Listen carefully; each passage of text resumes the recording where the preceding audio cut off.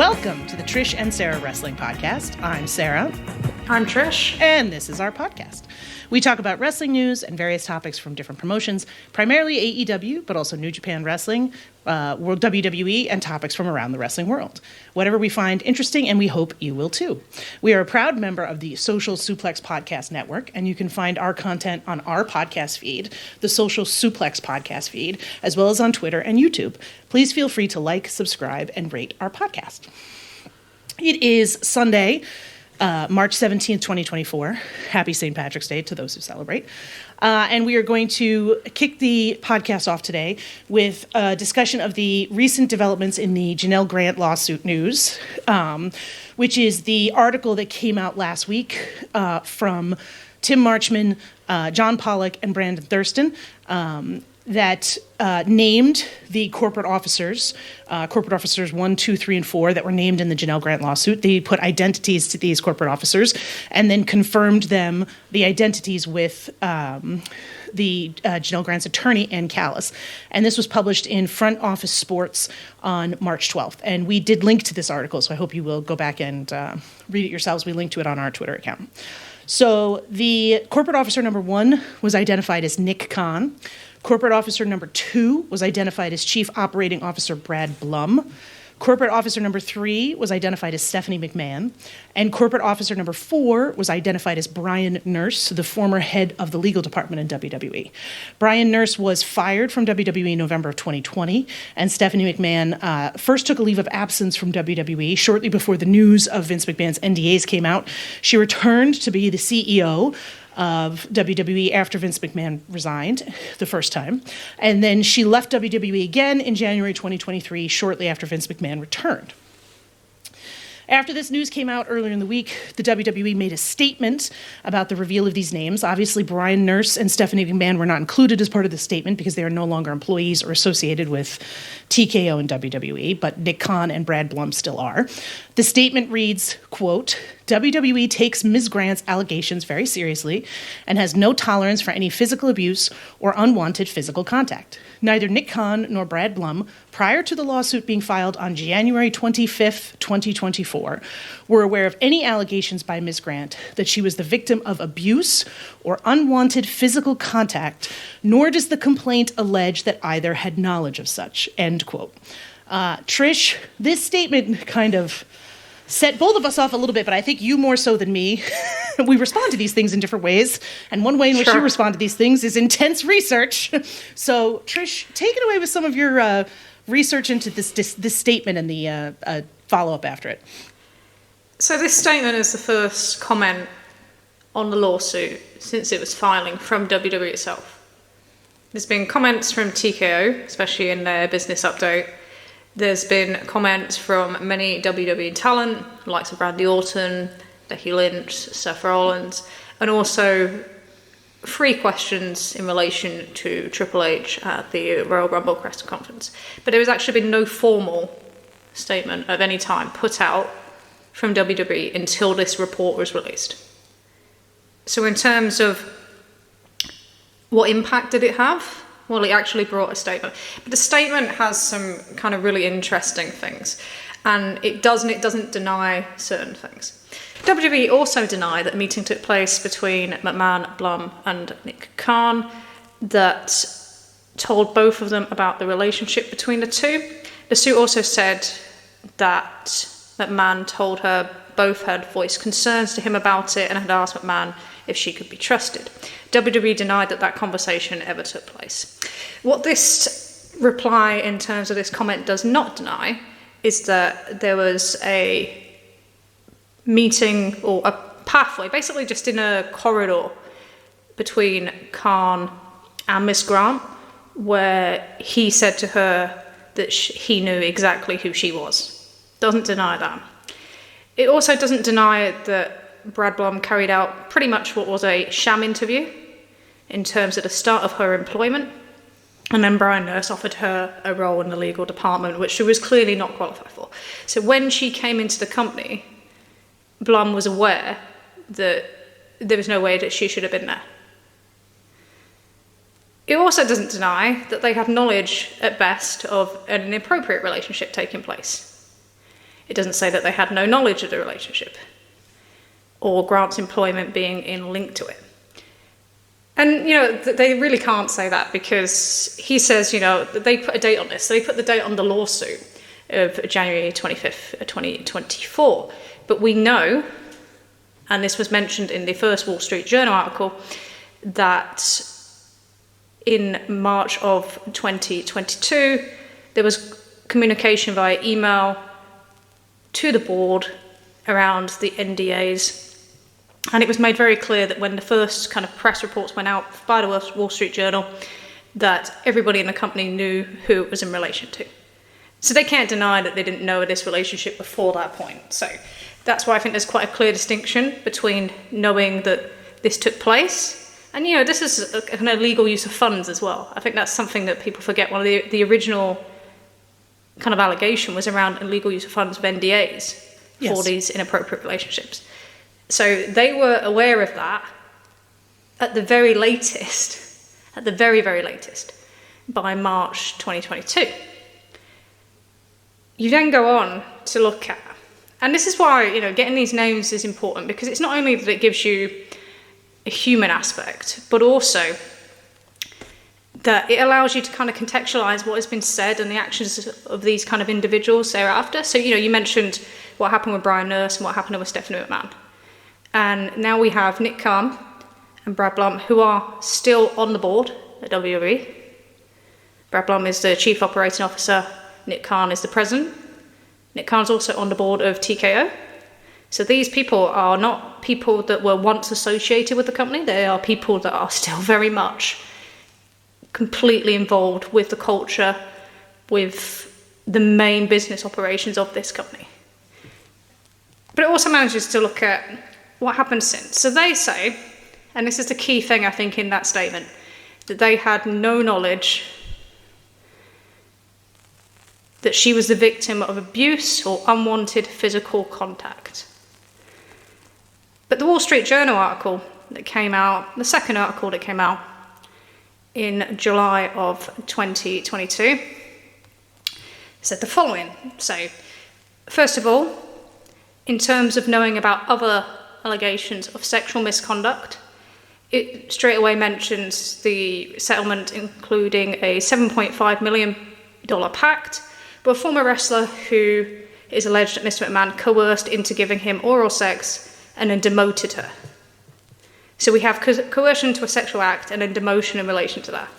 That is known to these members of the board at the very latest, and it's hard to presume that people didn't know before that, but at the very latest that's known in 2022 in July.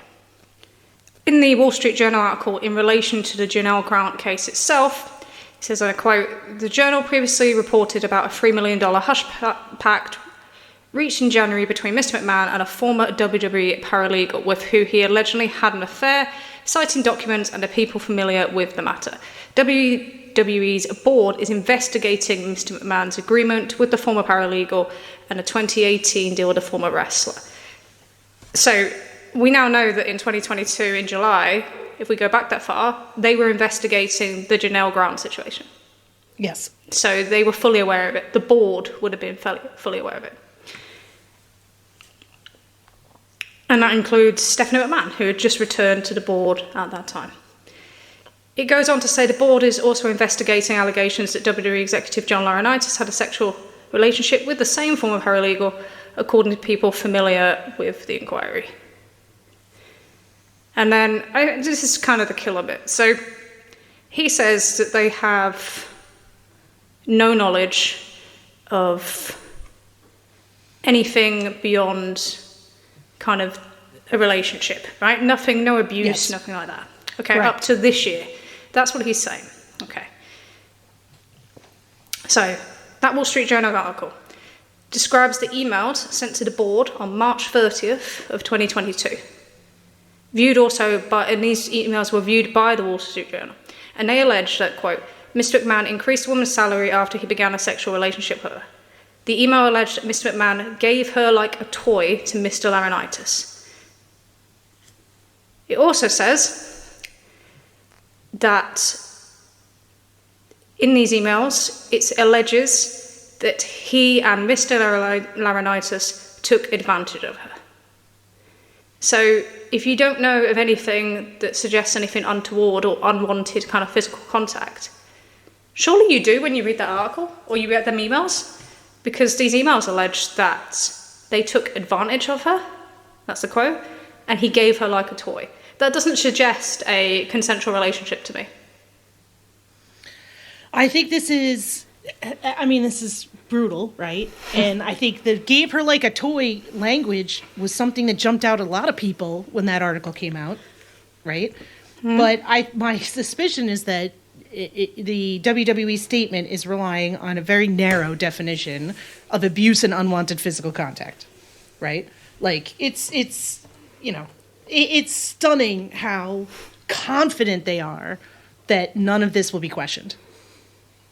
Because it goes on, and you think about, so you have that come out there, you have him resign from that position, and then he tries to return to the company.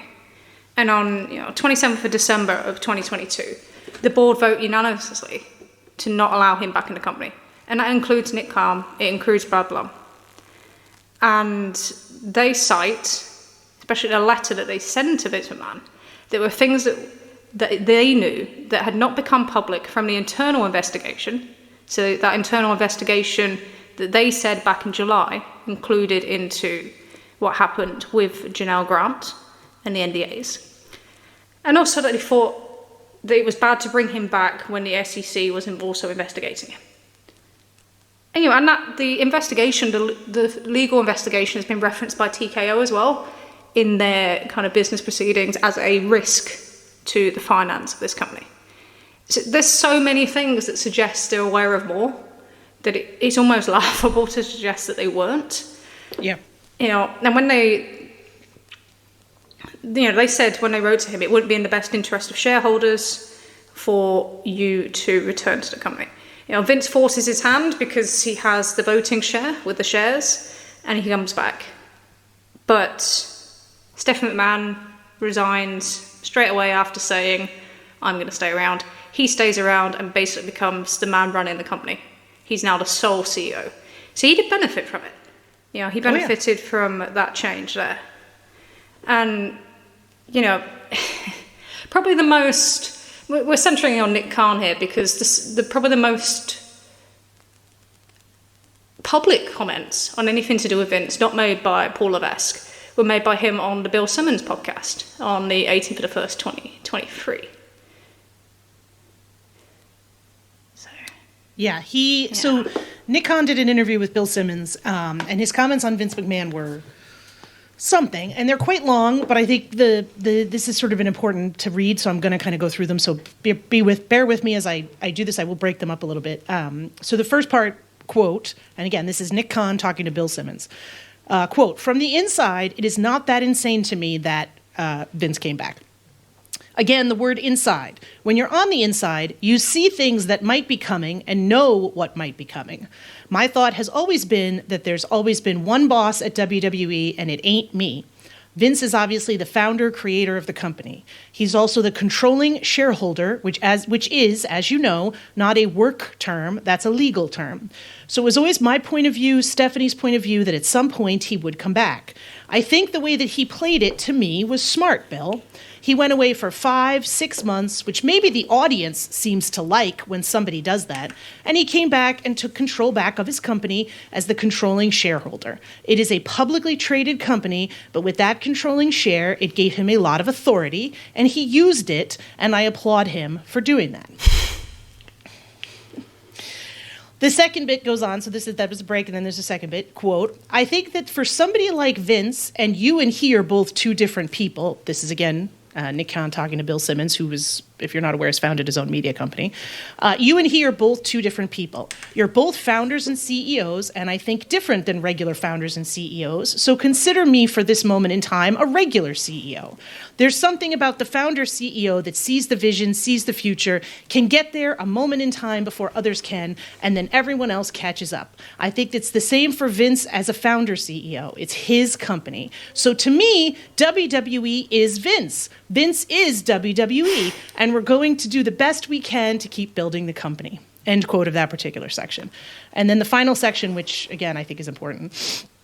Quote, I didn't see it as a force to make Vince step down.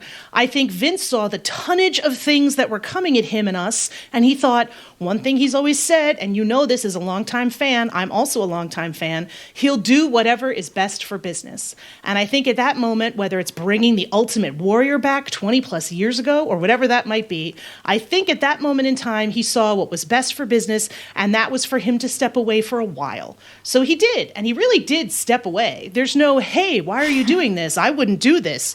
It was, in my opinion, total freedom to myself and Stephanie and to Triple H on the creative side. It's only been a week, but he really, and I believe what he said publicly about being back, and this is essentially referring to the part where this is the period of time where Vince was claiming he was not coming back to do creative. He was just coming back to look into selling WWE. So back to the quote. I believe what he said publicly. It's only been that and the board issues, Khan said. Zero involvement in creative or television. Zero, none. And then this article goes on to say, Khan went on to add that anyone who believed that Vince's retirement was permanent does not know him. That was never going to happen, Khan said.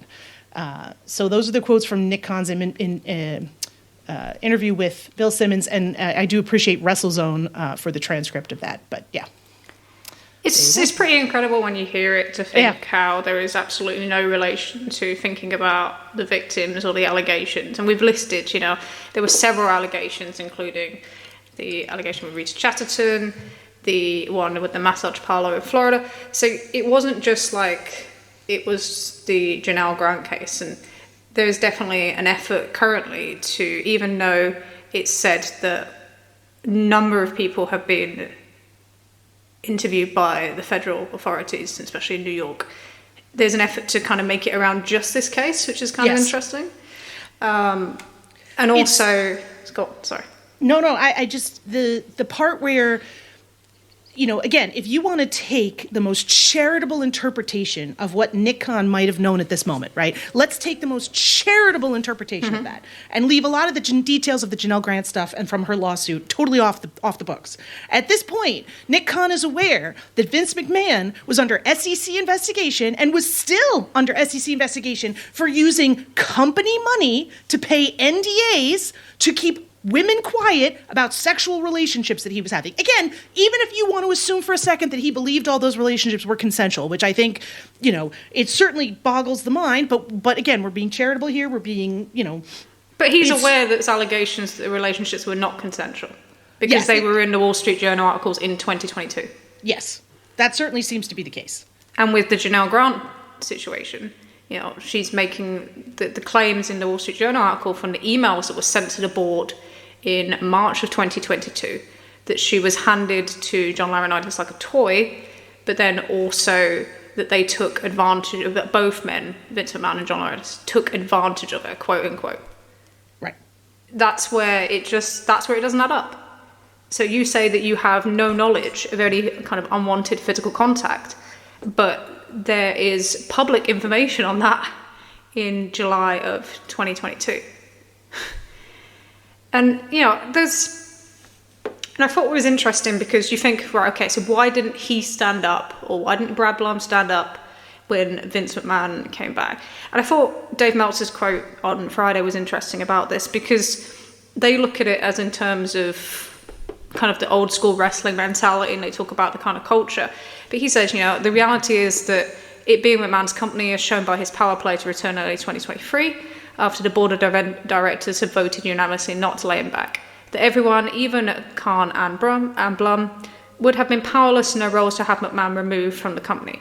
The original board of directors voted unanimously against him returning, but he did anyway, which led to a massive change in the board of directors, some being let go, others quitting, and the ones staying to reverse their original position. But, so yes, you maybe not be able to stop Vince McMahon coming in, but the people that stayed agreed to stay. Right. There's other people that had the conviction to say, especially the people that were involved in the investigation, we don't want to be here and be part of this. So, when you go on to, so you can do that and you can stay quiet, but he went out publicly and backs Vince McMahon. Right. And seems to suggest that other than kind of taking a leave of absence to come out of the public limelight, that there should be kind of, it feels, this is an inference, But every time I read or I listen to them comments, it doesn't make me feel like there's any remorse or he should be sorry or anything that should be investigated. It just makes me feel like, well, he came out of the limelight, he's done what's best for business, now I need to just carry on with it. It's like and it's similar to what TKO are kind of doing, where they're saying Vince McMahon is gone. Yep. John Laurinaitis is gone. John Laurinaitis, who in 2022 was put on gardening leave and then subsequently fired. So, when we're talking about innocence or no allegations, what led to that is probably a good question that no one's really kind of looked into or been able to find an answer to. But it's very much this kind of, well, these people are gone, so we move on, or he's back, so that's just how it is, rather than any further comment. I think the thing that frustrates me the most about the conversations when they start talking about, well, it's Vince's company, what could anybody possibly do? I feel like you said, that's an extremely old school mindset, and maybe that applies to certain wrestlers and other people who have lower profile jobs, but Nick Khan is a major power player in Hollywood. He has an experience working as an agent. If there's anyone in that company who could have left and said, you know what, I could go somewhere else, that was Nick Khan. Like, we're not talking about some random guy doing wrestling who has one or two companies he can work for and that's it. So, like, that to me is one of those things where it's like, sure, to some degree there's an argument in that, but I think it really, it sort of minimizes the amount of power that Nick Khan generally has in Hollywood and his connections and what he does. And the thing is that, so we've got up to, at this point, we're up to kind of the beginning of 2023, January 2023. But you think, so Vince McMahon comes back into power, and it's his company pretty much again. And then this year, we got the second Wall Street Journal article, which showed that why Vince McMahon had returned to WWE in last summer. So, quote, federal agents executed a search warrant for McMahon's phone and delivered a subpoena to him for documents related to any allegation of, quote, rape, sex trafficking, sexual assault, commercial sex transaction, harassment or discrimination against current or former WWE employees. The grand jury subpoena, described to the Wall Street Journal, offers the first window into the investigation, which began in 2022. So this subpoena also sought communications between McMahon and these women, including Janel Grant. So, do you believe that they wouldn't have been of knowledge that there was the subpoena? Is it possible? So I'm not a US legal expert. Is it possible that they wouldn't know the headline detail of this, considering it's the guy that's the chairman of their company? I mean, he's the chairman of the company at the time the search warrant is served, right? Mm-hmm. Yes. So again, I think what we're talking about is we have a statement here that is very, very, as you pointed out when we read it the first time, that statement is very narrowly drafted, right?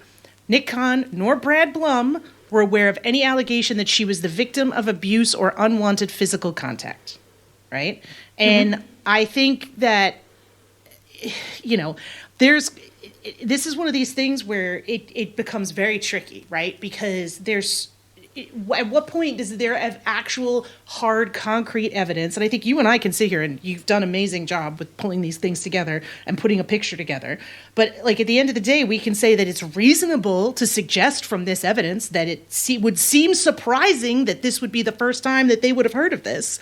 But I don't think we can, and that's one of the things that this is what these guys are banking on. Nobody's going to follow up and ask questions. Nobody's looking into this, right? The wrestling media, like even the very best ones, with the exception of Pollock, Thurston, and Marchman, who have just absolutely dominated this, who's even asking questions about this, right? Like, The Rock's on TV. That's what we're going to talk about. We don't need to get into this, right? Everyone is waiting for someone else to do the work, and it's infuriating.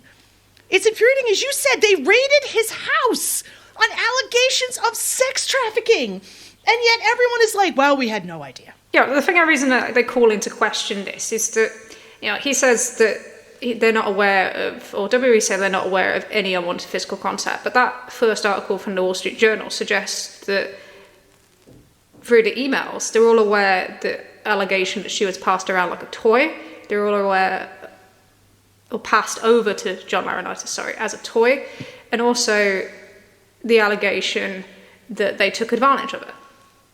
That doesn't, so, that one's quite a key one. And the thing is, I think there seems to be a question of we just take everything they say for face value. Yeah. But we've just seen a recent, major kind of example of where the statements they made have proved to be false. Right. with the Ashley Massaro case, as brought to the attention again of Tim Marchman, who is doing incredible work on this. Yes, and this was pretty distinct, and I feel like there's two separate occasions that need to get brought into this, right? So, and both of these instances Tim Marchman wrote about in his Vice article on February 7, 2024, right, where he covers the Ashley Massaro case. And he pointed out that in 2016, Massaro, along with others, filed a suit against WWE, and in Massaro's affidavit, she alleged rape and cover-up, and we've discussed this in other episodes. And a month after this lawsuit was filed in 2016, the WWE made a filing to the court. It was not public, but they claimed that WWE called the claim a stale and baseless allegation and denied that Massaro had ever reported a sexual assault to anyone affiliated with WWE, saying only that she had been heard telling others that the doctor had done an inappropriate pelvic exam. It's important to point out, as Marchman does in the article, that an inappropriate pelvic exam is a sexual assault. Like, maybe talk to a woman.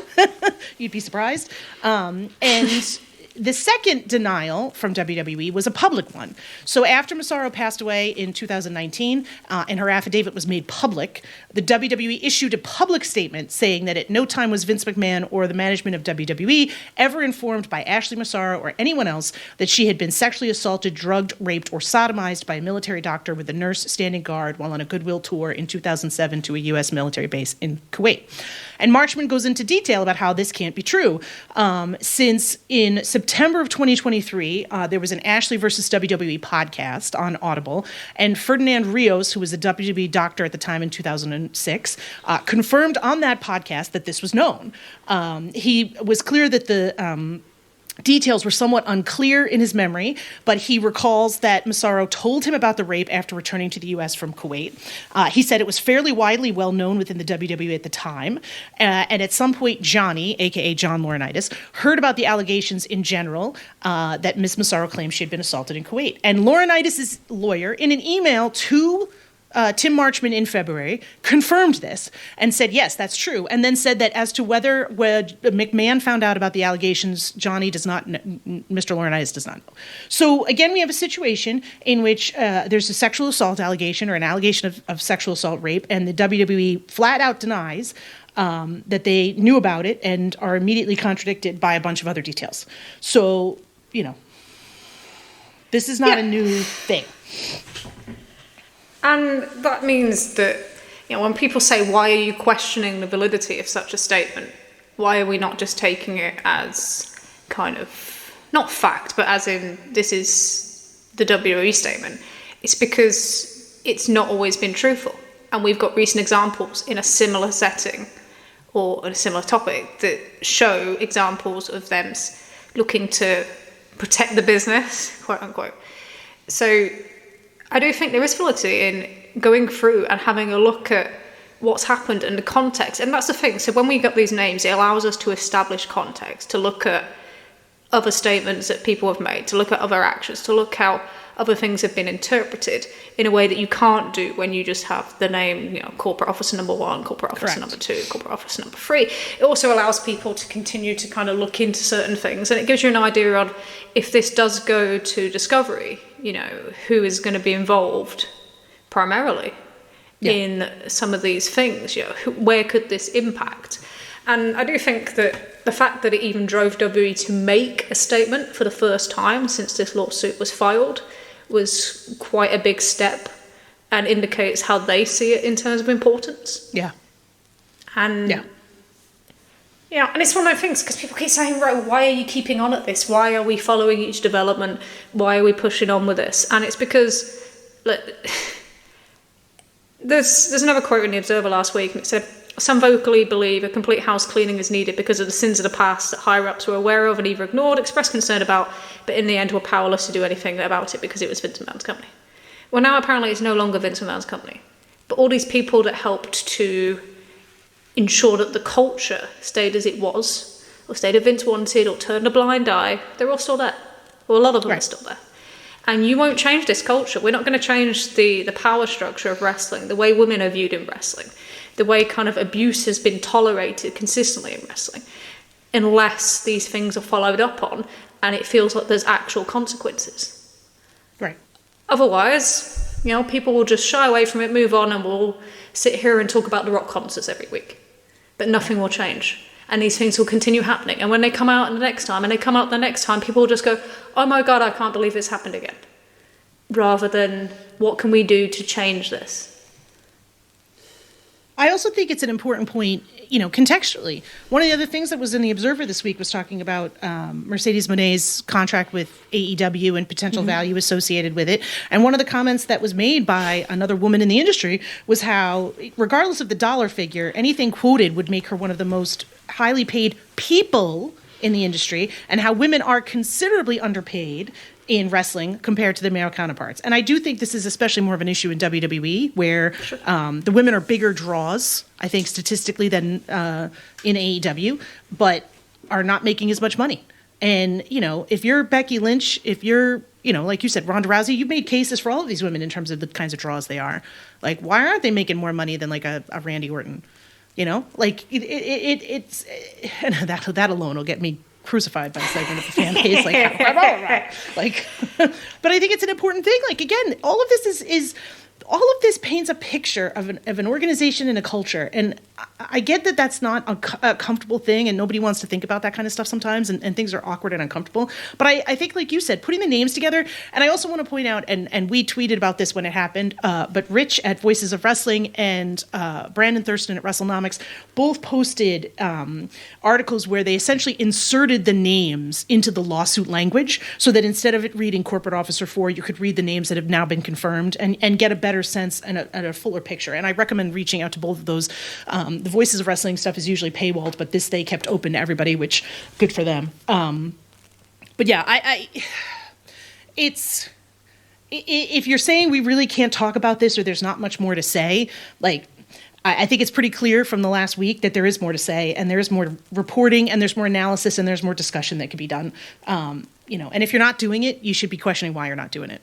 I'm sorry. And not everybody needs to do it. Not every podcast or discussion or anything else is built around that. But if this is a topic that you feel, well, we don't really need to cover this, or we've covered it adequately enough, sorry. I don't agree. So, moving along, that was our WWE section. And I don't think that Trish and I, there's other WWE topics that we debated discussing this week, but quite frankly, neither of us are particularly interested in discussing those topics. They may jump in here or there as we discuss other things. But we are going to turn our attention now to New Japan Pro Wrestling.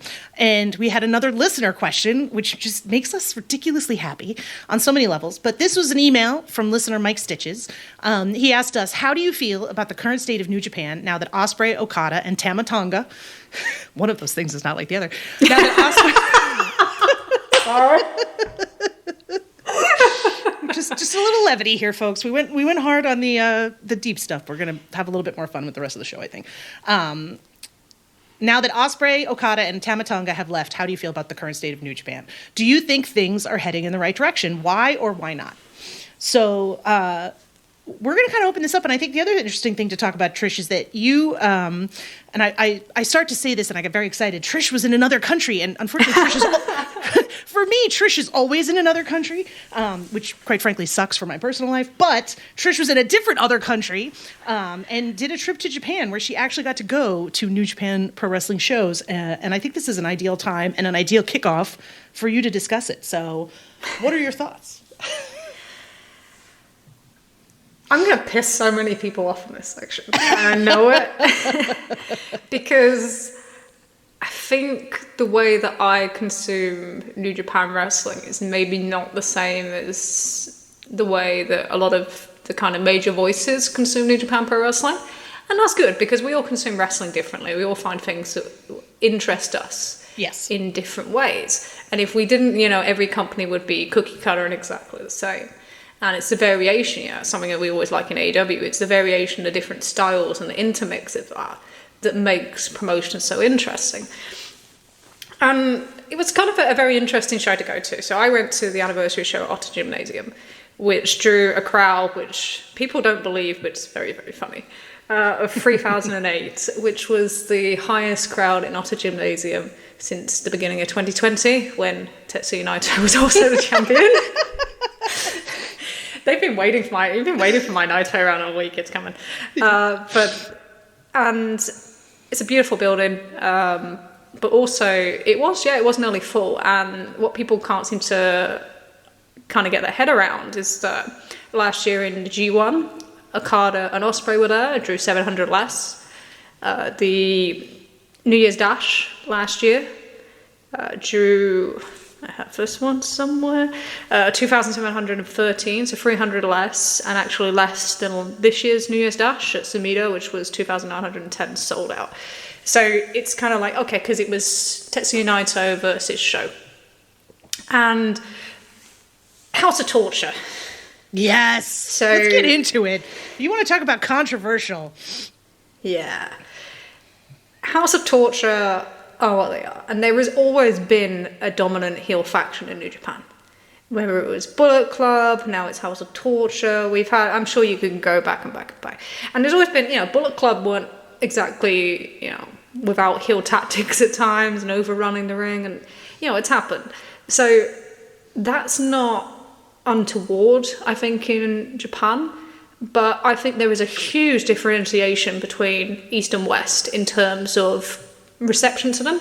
Yes. And it was probably one of the things that came across the most clearly to me was, as much as people here hate the tactics and everything like that, that audience outside of Tetsuya Naito and LIJ were most into House of Torture.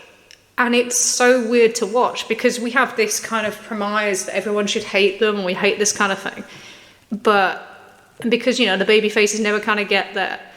But some of the key baby faces do, and I think that's what keeps it ticking over. But Evil was the second most popular guy on the show. Evil. Evil. And this is where I think, so I looked at that, and we talk about this with WWE, when we discussed last year, we discussed what's making them hot, and we discussed like the run of baby faces, and we discussed the way that they were making their current stars more important than their stars in the past. Yep. And that was the key to success. Well, we might talk about later how that's kind of not happening right now. Nope. But even though we aren't invested in it, even though we don't see kind of what the attraction is in it, we can see that it's successful, and we try to establish the reasons why. And I tried to do this with this, and you think about that group, and you don't think there's anyone that really sticks out. And okay, Evil used to be an LIJ, and you still have them connotations, but they are a popular group, and they do get reactions. And you could tell, even with the Japanese politeness, there's a very difference between a hot match and a cold match. Right. And so when you had like Jack Perry joining House of Torture, I go straight on. I'm sat on the train going back to Osaka, and everyone's like having a complete and utter meltdown. And in the arena, he joins House of Torture, he takes the thing, and they clap him. So there's a real difference between East and West, and this also shows up in different things. So Jack Perry's a key example, right? Jack Perry is going to get the opportunity now to cut promos every single day, and has been doing. Yep. And his post-match comments every single day. He gets the opportunity to wrestle different styles, to kind of get used to that type of communication. He's not under so much pressure, because that's the thing. So in the West now, we don't have people, we have some people watching every day, but most people aren't. Most people are just catching clips on Twitter, and then they will watch, the main shows. They'll watch Wrestle Kingdom, they might watch an anniversary show, they might watch the final New Japan Cup, and the next show they'll probably watch is Windy City Riot. Right. They're not seeing anything else. So, but the most interesting thing for me was, so last year, you had Okada taking over the belt, and then him kind of beating up all the young guys. People were interested in that. People thought the kind of the young guys were going to come through, to come back in off excursion. There was like a lot more hope and a lot more belief that New Japan was coming good. Kenny had the US belt. He didn't go back. We'll come back to that in a second, because that's kind of a controversial thing. But there was this kind of thing that their business was picking up, but their numbers weren't the same. But this year you had, New Beginning, Sapporo, 2 nights, 2023, 3,073, 3,316. This year, 3-2-3-1, 5-2-5-5. Huge difference. Yeah. People will say that, that was Okada's last night, but it was also Naito's first defense, and he's always been big in support. The tour for that tour, so they have 9 shows, 10 shows. So Road to New Beginning tour, average 2023, 822, average 2024, 964. First 6 dates in New Japan Cup. This year, 1,201. Last year, 1,064. Wrestle Kingdom slightly up this year. The one caveat I would say on Wrestle Kingdom last year is I think it massively overachieved, and that was Kenny Omega. Yeah. I think we underplay how important he is to numbers sometimes. But everyone, Fantastic Mania as well. Fantastic Mania was up by, so this year, average 1,156, last year 1,059. So we have all this kind of complaints in the West about the direction of New Japan. I hear the word terrorist booking quite a bit. But this is a live event business that relies solely on its house shows. And every single tour that they ran this year and every major show is up. Yeah. And I think that scratches people's head because they have this expectation. I think there's a real cut difference between it. So the expectation in New Japan from a lot of Western fans is they have the best matches and they have the best wrestlers and they push the best wrestlers. Yes. Okay? But now I listen to Tanahashi and he talks about what's going to change our future. And he talks about basically a wrestler that's going to get young women invested. It's a different thing. And the more I thought about it is, when you look at the development in New Japan, in the key moments, I don't think it was a great match that made them get as hot as they were. It doesn't hurt that they could do a tournament as great as the 2016 G1. But I look at it and I think, what really drove them forward? And we all think about it, what's the first thing that drove them forward and changed their business was Tanahashi getting stabbed, his recovery, and becoming the biggest babyface. Yeah. What got Okada over was crying at the Tokyo Dome. Wasn't the match. It was crying because he was distraught because he lost. And then when they get into their very big business period, 2017, 2018, 2019, into early 2020, the key was that you had 2 hot baby faces, because Kenny turns in 20. Well, he's a hot heel and then the hot baby face turns in 2018. But was Kenny Omega and Tetsuya Naito down to having the best matches? Kenny Omega, you can argue it possibly. You could also argue that BTE had a huge impact and people got to know him personally, as well as his story with Kota Ibushi. And that's what makes me think. Last year, you had far more high-quality matches in New Japan. Yes. You had Okada, you had Ospreay, you had Shingo just coming down from the top of the card with the KOPW title doing kind of more high-level stuff. This year, you don't have half of that. And they know they can't deliver that sort of thing.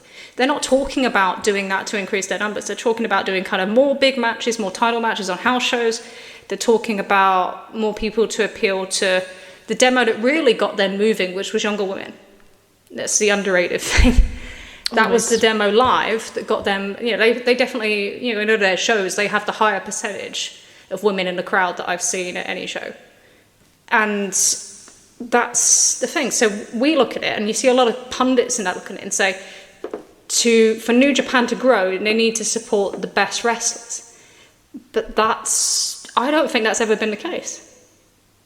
And I think this is kind of controversial, but I think that if Omega hadn't got over in a personal perspective and that story of Ibushi hadn't been so strong and the BTE thing had been so strong, and Naito's success story or his failure and him being kicked out of Osaka and sent to Mexico, if that hasn't happened and he doesn't come back and have that kind of kick-ass heel character where he just doesn't care but everybody knows he cares, does he get over as much? And I think we underrate it.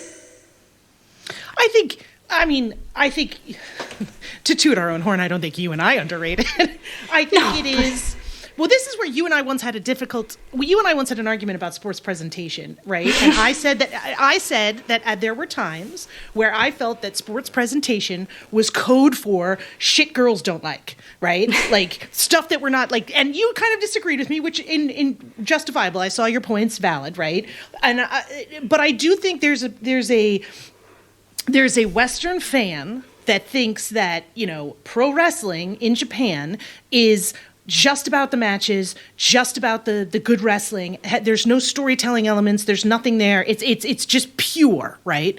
And the reality is that's not the case. And I think that's a thing that, like, I don't know. I thought about this a lot last night after watching Collision, which I feel like we'll get into a little bit. But like, and I struggled with it, right? Because I know last week I made jokes about sounding like a WWE fan, but I do think there's something to be said for, there were a lot of complaints this week, and there's all those bullshit, like ridiculous, where's the story about a match that gets announced, right? And I don't think that you and I would ever argue that there has to be a story or that there's no such thing as just you can have a good match. I agree with that. I think for me, the challenge comes when that is all that there is, right?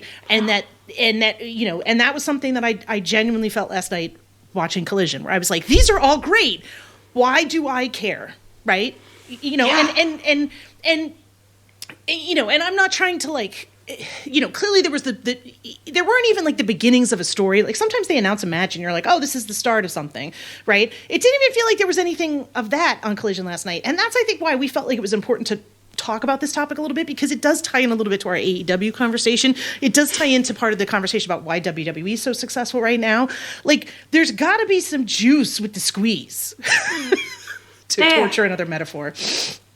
And the thing is, when I think about it, and I always say, you can have all the great matches in the world, but if you don't get people emotionally invested, right, they'll never draw. Ring of Honor is a perfect example of that. Why did that never get above that level? Right. It always produced great matches. It's because for a lot of people, they never got them past that level. They were just great matches. And that's great. And if we never say we don't enjoy great wrestling, but sometimes you need a little bit more. Sometimes you need something to kind of get you emotionally. And when I watched that crowd in Otta, and first of all, I've got to say, Naito comes out. That guy is carrying this company on his back. Yes. All these numbers, all these tours, and especially the tours, Fantastica Mania. There was no Okada. There was no Will Ospreay. You can't just palm these numbers off people leaving. Every single tour is up. Every major event is up. This guy has put this company on his back. And I think what it is that there's this cookie cutter kind of image of what you think a New Japan champion should be. So the fact that he maybe won't deliver, and he can deliver very high level, but the fact that he may be at this type with his, his whatever his knees are these days and his 4 eyes and all the other kind of health issues that Naito caters for. It's like, well, he shouldn't be New Japan champion. He won't be able to draw because he won't be having the matches on a level of a Will Ospreay.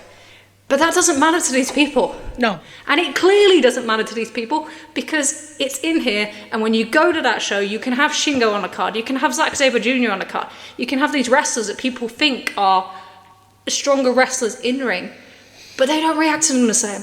Right. And he was an absolute change in aura. He comes out and like the place is just changed, and it's kind of cool. Sometimes we don't go to enough live shows. I always think I don't go to enough live shows anymore because you see things that you just don't always feel through the screen. You really do. Yeah, and literally watching that and changing atmosphere and seeing a whole building come alive for someone. And then you go afterwards when everyone questions, how did he get that number? And you go, it's him. Right. And you don't like that it's him because he's not the image of what you think a leader of this company should be or what you think New Japan should be. But right now, that audience in Japan that is their lifeblood, that is going to keep them afloat, in this period with yen kind of deflation and issues with Bushiroad, this guy is keeping them afloat. He should take them to their next generation. And I think what's an interesting question is, last year and the year before, and this kind of started with the Jay White, sorry to our friend Amy, but it started with the Jay White kind of title reign, which I will come back to in a second. But they have had a long period now where, other than Kenny Omega coming back, they've kind of been losing in popularity. And they still had great matches. And they still had Will Ospreay at that time. They still had Kuchika Okada. But they weren't able to deliver kind of any excitement into this fan base. Right. And I think there's a question of, did that main event and that kind of thing become stagnant? Was there a case of, when we've seen how many Okada title reigns, we've seen these great matches, we've seen Ospreay versus Okada, do we want something different? Right. And I wonder if that plays into stagnation numbers. So now you have some of these individuals kind of leaving. You've freed up these spaces, and there's kind of an unknown. You have Tetsuya Naito now. You've waited emotionally for that moment for how many years? Right. Great. You win that thing. He should have a decent run with it, and I will come back to that, for God help me. But, God help me. But he has that run with it. But you don't know who's going to follow him. And there's a real kind of issue between, and this kind of relates to AEW, where it's actually the opposite way around, of you have these people that you could have elevated in the last few years and you haven't. You have your Shingo Takagi. You have your Zack Sabre Jr. You have these guys in the middle that potentially they failed with. Do you go to them, or do you go to that next generation? Will it make any difference to you as a company, as a live draw, if you jump Sanada and you jump Evil and you jump Zack and you jump Shingo and you go to a Yoda Tsuji? You go to a Red Narita or a Yuma, maybe not with his red hair where he looks like a little Naito from a long time ago. Or you go to a Shota Umino. And I think that's kind of an interesting thing. I think there is an interest in Japan at the moment. And I was speaking to a couple of people about this because, I did try to... Thankfully, I found some decent English speakers because I got to admit, my Japanese was very broken, so I'm not going to claim that I was any good at that. But you do get that thing of, we're happy to see something different, or who's going to pick up these opportunities. It's that excitement, and sometimes that's a good thing. And we've talked about a little about that in AEW at times as well, that stagnant kind of main event. Yeah. And we'll talk a bit more about that. But I do think that is playing into their numbers. So as much as, how do I feel personally? I think a lot depends on what they do next. And do we all trust Gedo? No, nobody trusts Gedo. You ask a Naito fan if they trust Gedo, they'll tell you where to go. But we've now moved on to this idea that at Windy City Riot, Jon Moxley should beat Tetsuya Naito. And it's really funny, if you remember back to the summer of 2022, just after Forbidden Door, Dave Meltzer suggested that Adam Page should win the New Japan belt. Yep. And they crucified him. Yep. And now it's like this widely held thing that Jon Moxley should beat Tetsuya Naito. And I can see kind of why they're doing that, because they think that it'll bring this change in New Japan, but it's not really going to change anything below that top level. No. And what you're going to do, so if Jon Moxley doesn't work all the tours, they cannot afford to not have that belt. Right. So when Jay White picked the belt up at Dominion in 2022, he barely worked all the way up to Wrestle Kingdom. And their numbers cratered. They went through the floor. And I always think of it like, this is kind of a cultural difference, but I always think of it like, so sumo tournament in the current moment, the Yokozuna is probably bowing out. He may have bowed out already. I've not actually seen today's batch show results. And the attendances will drop. The Yokozuna is part of the attraction. And it's very similar with your champion. And I think we might see similar, be keeping an eye on All Japan with the numbers for Champions Carnival with Nakajima not being involved. So it can often be very important to have that. So if you were going to have Jon Moxley win the belt, and I don't think you should. No. I think you run with your champion who people are invested in and who there are multiple stories with the people that can step up. The Yoda Tsuji story. You can do a Shingo Takagi story. You can do stories with Shota Umino, who can finally beat him. There's plenty of things that you can do. And Zack Sabre Jr., they've got history as well. You can do all these stories, and it would make much more sense to concentrate on your own product than bring somebody in and say that the person coming in from outside is better than our main guy for what? What benefit you have? He needs to be working every show. He needs to be working every tour. He needs to be working every main show. Is he going to work AEW? Right. Will that affect his booking? Are you going to get kind of clashes with the booking with that? That then means he can't be beaten in AEW either, which would be clever on his side in the current context. It would be clever on his side. But what does it actually do for New Japan?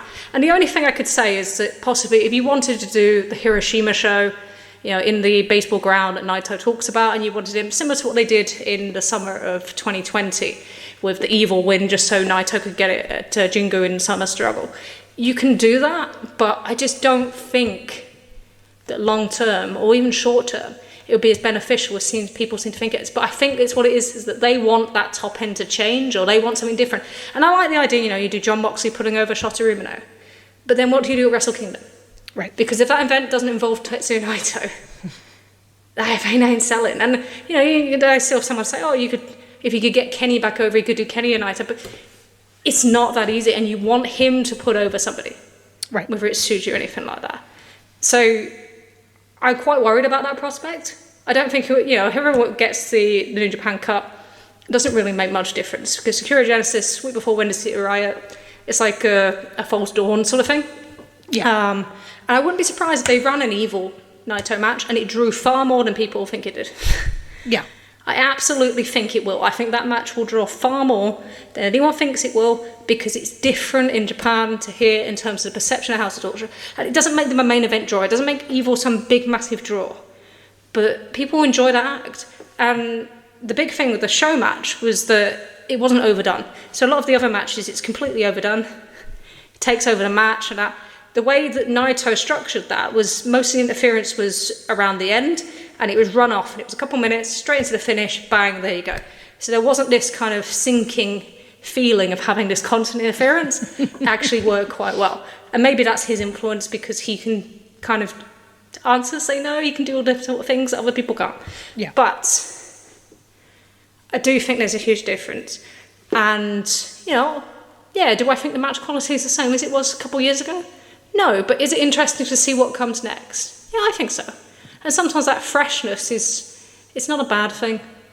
You get character developments, and the people that are really invested in kind of how the characters move in New Japan are probably getting more out of it than the people that were kind of invested for how great the matches were. And that just shows you different parts of the audience. Right. But I don't see why they would change course currently when their business is actually improving for the first time in years. Well, that's it, right? Like, what the Western fan wants is not necessarily what the Japanese fan wants. And I think, if there's something that's come out of the last couple of years, it's that a Western expansion for New Japan is just not going to work, right? They tried it. It got absolutely sort of creamed a little bit by the pandemic. AEW didn't help them at all. But from a business perspective, they haven't been able to do it by themselves, and that's fine. Like, there's nothing wrong with that. It's not a bad thing. I think it's just, again, like we talked about, like, I have a friend who constantly likes to say transition periods are difficult. And I think that's transition periods are hard. People struggle with them. And I think a lot of that is what this sort of boils down to. Like, you at one point talked about, I think when we talked about the first news about Okada leaving, is this kind of the last gasp of a specific type of New Japan Pro Wrestling? Possibly. That a lot of people fell in love with, right? And, is there a lot of, like, how could we keep that? And how, what could they do to get that feeling back again? You're not going to have that feeling back again. Like, maybe you could have a different feeling that might be good. It's just not going to be the same as what it was at that time. And like, wrestling runs in cycles. Yes. It runs in cycles. So you'll have that, but then things pick up and things change. Right. No different to what happened with New Japan, previously as well.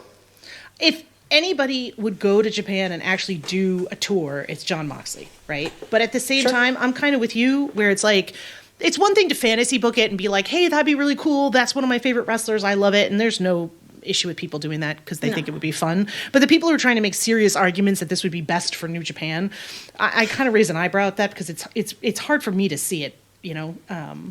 I just don't quite get that. But I think what do I know? They want what they want to watch, and I get that completely. Yeah. And it's gonna be a challenge. And I think the way that they look at it, and you can see with the way they've structured their US arena shows, is they can give that US part of their fan base, or the Western part of the fan base, those sort of shows in that setting. Yes. But then they can also cater to their Japanese fan base and their Asian fan base with what they're doing in Japan. And, Naito's always been a difference, although I think he's probably, you look at Windy City Riot and you think maybe he's not as small a draw in US as people say he is. But interesting, isn't it? They got to add somebody for that Ontario show, right? The ticket sales for that one's a little bit slower. So they got to flip that one. I think the big thing that they did with Windy City Riot is they announced the main event before they put the on sale. Yes. She created that hype. People knew it was going to be Tetsuya Naito, Jon Moxley. Huge match. And that worked really well. This one, I think they're looking at developments out of that show into this one. Yeah. And so they need to push that one. But, focus on Windy City Riot is their biggest sole US show in a very long time. With good late sales, it could overtake Dallas in 2019, which was the first night of the G1, which was an interesting one because, if it was just about good matches, then Dallas in 2019 would have done as well as, MSG. but they lost Kenny in the Bucks. And it shows you, you know, Naito didn't attend that one. He was in the B block. So it shows you that just the fact that they had a great match on the top of the card with Okada and Tanahashi wasn't enough to draw that crowd. And that's why I always think it's not always been about that in New Japan, but I think it's because it's the most associated thing with New Japan. Same with Omega, you know, with Chris Jericho. You know, people didn't go in that expecting a great match. It ended up being a great match. But they just wanted to see these guys wrestle because it was such a mix of styles and a mix of people coming from different places, and it felt like, oh my God, I've never seen this before. Right. And it was a business changer. Was it a business changer because it was a great match? Maybe. But it was, I think it was more of a business changer because it shows that some people could be stars outside of WWE. Yes. You could develop this attention, this attraction outside of WWE. Yes. And I think that was more important than it being a great match. Told you I was going to piss people off. I'm sure I am. I told you were going to have a Naito rant, and you said, no. It was kind of like half a Naito rant. It was the half Naito rant would be, leave him fucking alone. He is drawing them houses to all the people that you wish were drawing him houses weren't. Ooh. So, leave him alone to do his thing while he still can, because we all know he's on a limited timescale. Yeah. The last bit on New Japan I want to point out is something I thought about watching into it. So, the big thing for me to traveling for that show was to see the roll call. And it's so stupid to a lot of people. You know, like, oh, why would you want to see that just because he's got the belt? But if you've got emotionally invested in a character, and that's so much important, the whole point with Tetsuya Naito and the reason why he's been successful, even when, you know, he's not been the focus of attention or regularly in the title picture, is because people have always believed that he could have that moment. He's made them believe. He talks to them every day about that. Yeah. So, and we watched the roll call, and you've got all the members of LIJ in the ring, and he's talking to Yoshizuji and Shingo Takagi, and in the corner, just kind of, he's hard to judge because, yeah, I think Hiromu has talked about kind of the things he deals with and things that he battles with, and you know how that kind of constant energy isn't always who he is. But he kind of sits in the corner, right down in the corner. I don't know what this was like on TV, but he looks kind of despondent. And I thought about this, and I thought, you've got all these set stories in LIJ, but the most powerful one is still Hiromu and Naito. And they didn't do it for the anniversary show. They could have done, and they didn't. Which I'd hope would suggest they're saving that for something. Yeah. Because you need that match. And, you know, Hiromu, when we talk about that present versus the kind of new generation in New Japan, he is the guy in the present who has the absolute highest drawing power outside the champion. Yes. He's the guy that matched Naito last year at New Beginning as a Sapporo for figures. He's the guy who last year at Dontaku faced Sanada, and they delivered the biggest house for Dontaku in Fukuoka International Centre since Night 2 of 2019, actually beat Night 1 in 2019. You know, the show that they did in Sugoku Lord in 2020 with Evil sold out. So he is the guy that can drive these numbers, who can get people emotionally invested. They have to do something with him.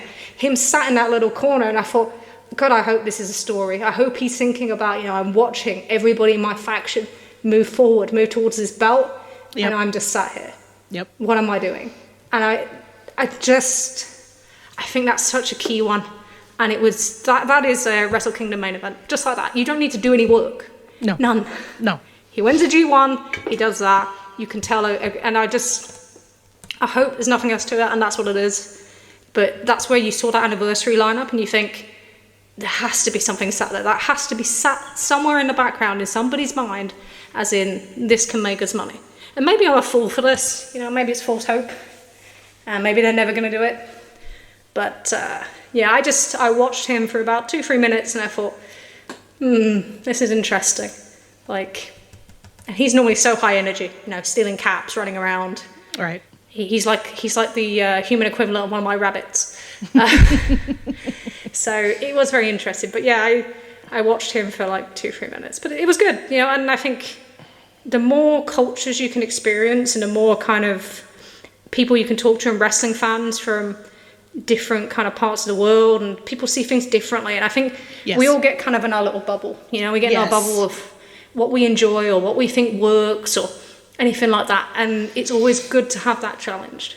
Yes. You know, and there will be people that, you know, won't agree with us and won't agree with me, especially on this. And that's fine.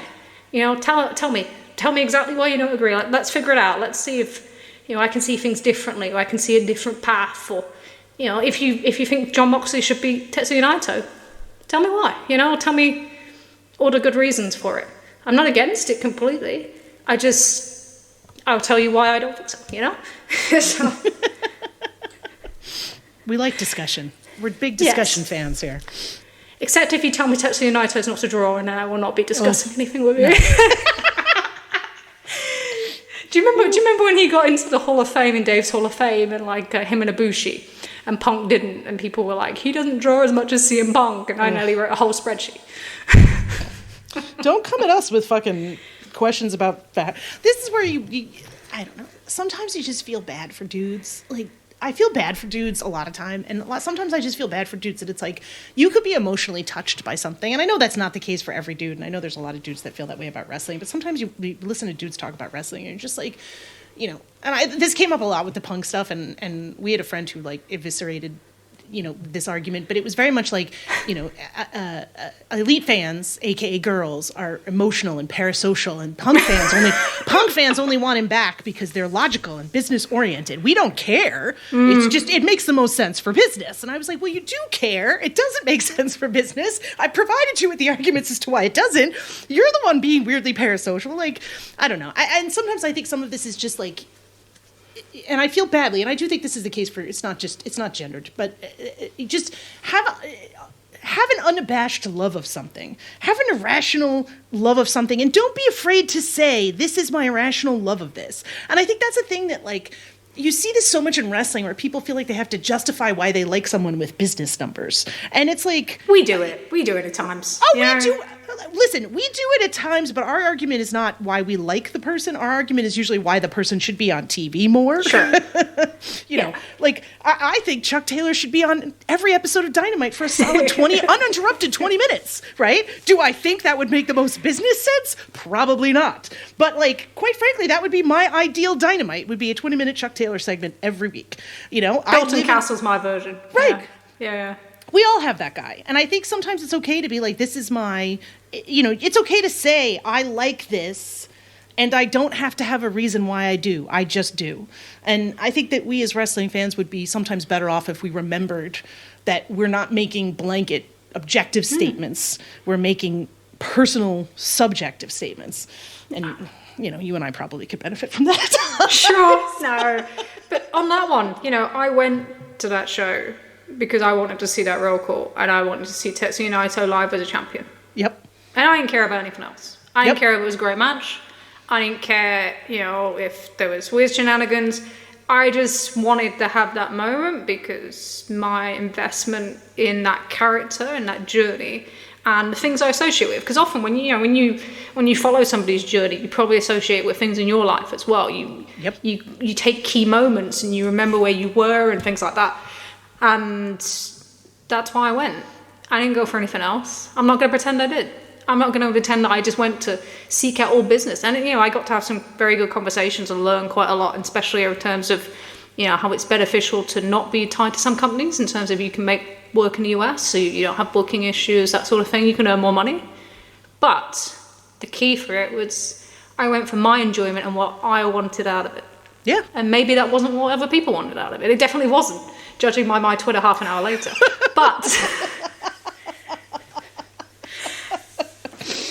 But that's where we're all different. And yeah, I just think sometimes we're all too ashamed to go, you know what, I really fucking love that. Yes! And I loved it because, you know, not because of the connotations or the expectations of everyone else, but for me, that was fucking great. And it's okay if you don't like the best wrestler, and it's okay if your favorite is not the best promo. Like, they don't have to be the perfect person. Like, you can just like your guy or your gal, and it's okay. Like, that's, you know, like, that's the thing that like I said, I just wish we could all remember that sometimes. And yeah, so Suzuki did an interview with New Japan, and he described Jon Moxley, and he said, you know, everyone in this business is a mark, you included. Your fans have this idea of ratings, of skill points. You put all these points in a hexagon graph and calculate an average. Oh, he's a good wrestler, over 80 overall. Bullshit. Who the hell will pay money to buy a ticket and see a guy who's a perfect hexagon? 8 out of 10 above in all areas. The guy with 0 overall, the guy who can't do anything at all, he's a better draw.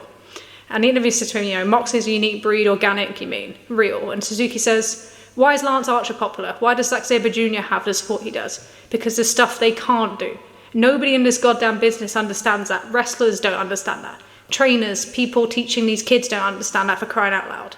So the kids go in and they train, and the trainers find what the gaps are in their wrestling. It says games, but it's wrestling. And they try to fill these gaps right up. So you have this perfectly smooth grey lump of boring trash filling these holes on a wrestler, and there's no way in hell he's filling seats with asses. It's up to us to make people talk, to make them disagree, make them argue. So Moxley, it's because he can't do shit that he's a good wrestler. I love that quote. I think it's a good quote, and I think it ties into some of the stuff that we want to talk about on the AEW side, and especially, as I will say, as refers to Bryan Danielson, because I think that is another quote thing back to back, huh? That's the one that's going to get me in trouble. That'll get both of us in trouble, believe you me. So we're going to come at, I don't think we have an overlying, we love an overlying theme. We have no overlying theme. I think my podcast notes section basically said, AEW, things are going so well, so why am I so worried? I have taken Trish has become a terrible influence on me.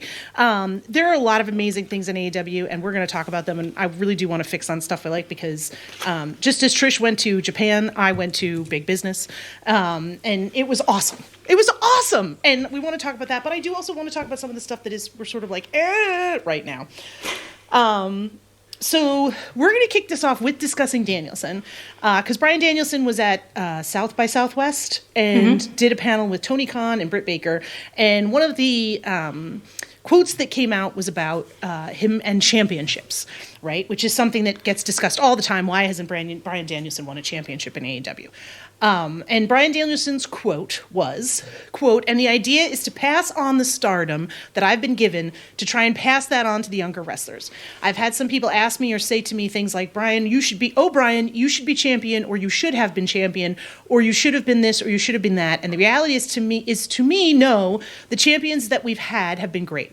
Hangman was a great champion. MJF was a great champion, and it elevated these younger people to where now these people are stars, and you put Hangman on TV now, and he draws a rating. You put MJF on TV, he draws a rating. It would be easy to just take the stars of the past and make them your champion and make them your top guy.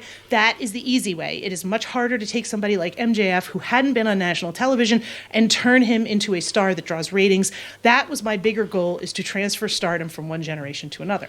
And this is a wonderful quote, and Bryan Danielson seems like a genuinely wonderful man. But the follow-up question I have is, why the fuck aren't you doing that? Because you're not. That's a great thing. You're not doing that, Bryan.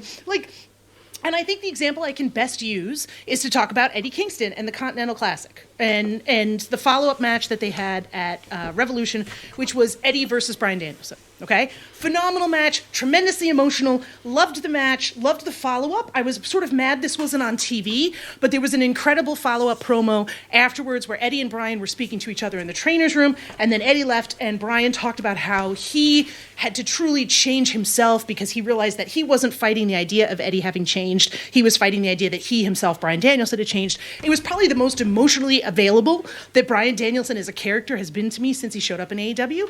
And then the next week on Collision, Bryan Danielson opened the show in a match with Shane Taylor.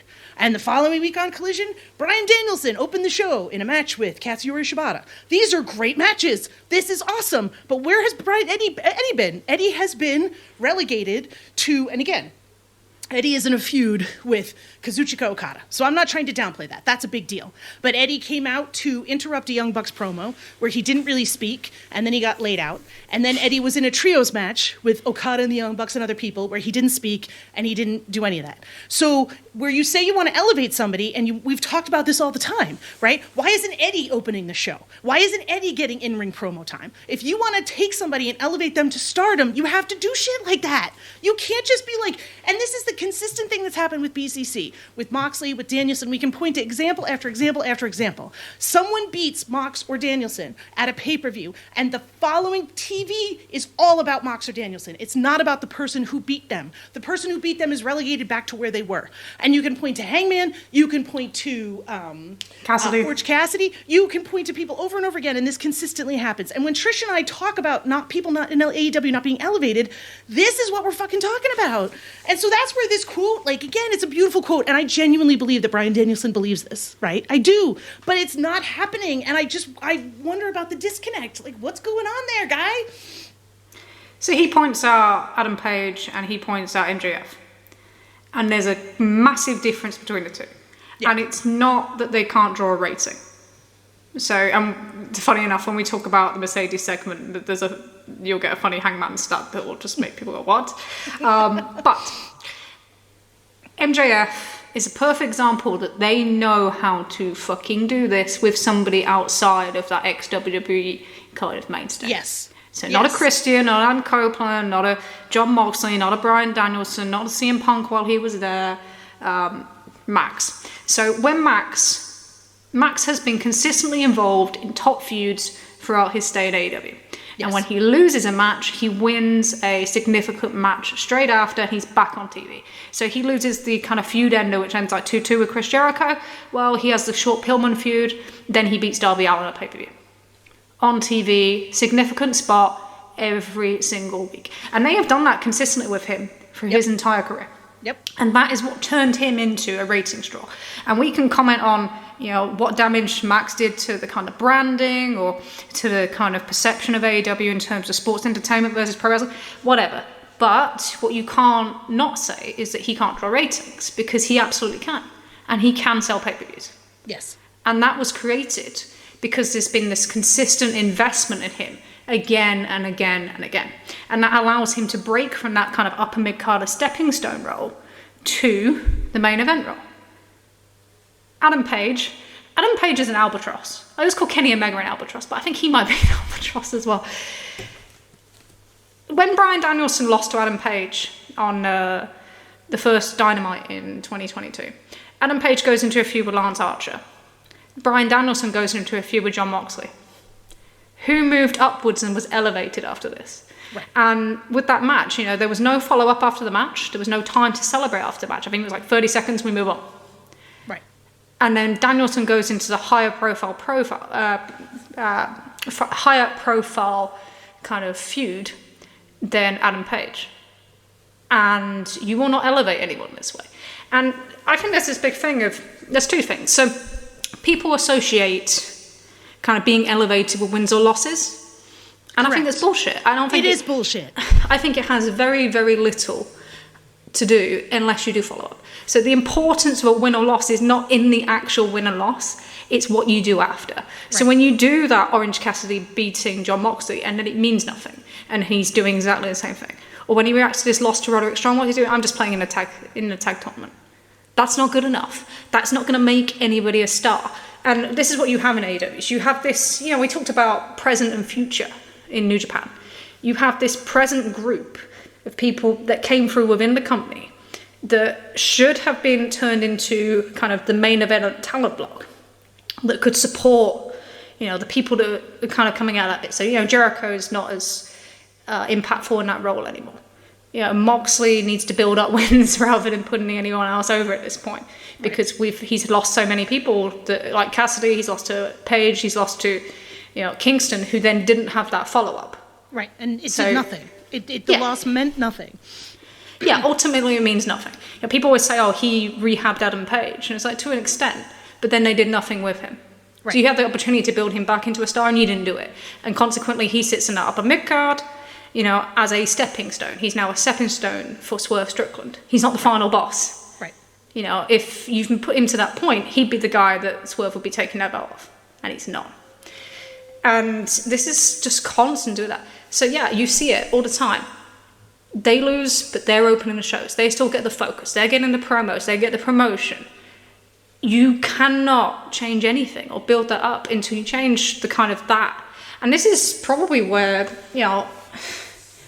I look at it and I think Eddie Kingston's a great example because he's the secondary in this feud with Okada. Yes. He's not the lead. No. He's a secondary. He's a part in this launch of Kazuchika Okada in AEW. And they've got him in a really kind of difficult position. And this is going to impact on kind of what's going to happen a lot in the company. And what we saw a little bit in 2021, 2022 is that, okay, so if he loses the middle belt, the Continental belt to Okada, well, he still has the Ring of Honor and the Strong titles. So he can't do that natural kind of fall upwards. Right. Because he's stuck in that position. Right. So then what does it mean that he beat Jon Moxley? What does it mean that he beat Bryan Danielson? Same with Takeshita, number one. What does it mean that he beat Chris Jericho? What does it mean that he beat Kenny Omega? Oh, he was a stepping stone for Will Ospreay. Right. That's not enough. And if you put other people over stepping stones rather than main eventers, it doesn't mean as much. No. And people always kind of, Will Ospreay should beat Swerve Strickland. Swerve Strickland's not a main eventer yet. You've not established him as a main guy. If you do that, you will not get the results out of that you think you will. Right. Because you're just standing on stepping stones that people will think aren't on that level. No one's ever gotten over at the level people want them to from that. They don't. No. So there is this thing of the present is kind of still not broken through that barrier in AEW, and already people want to jump to that next level because they can see that that's not happened.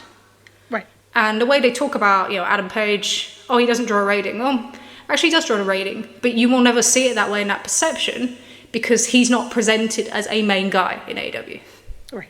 And it's all about presentation, and people take their whole perception from that presentation.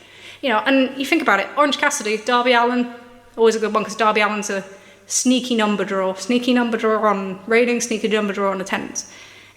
Guys like him, Adam Page, Orange Cassidy, all of those guys were delivering similar ratings to Bryan Danielson in 2022 and 2021. Yes. Yeah. Bryan Danielson is not this huge ratings draw. In fact, we had a huge debate in our group chat about kind of Bryan Danielson and Jon Moxley. Jon Moxley is a much more of a business generator than Bryan Danielson, even though Bryan Danielson is arguably the better wrestler.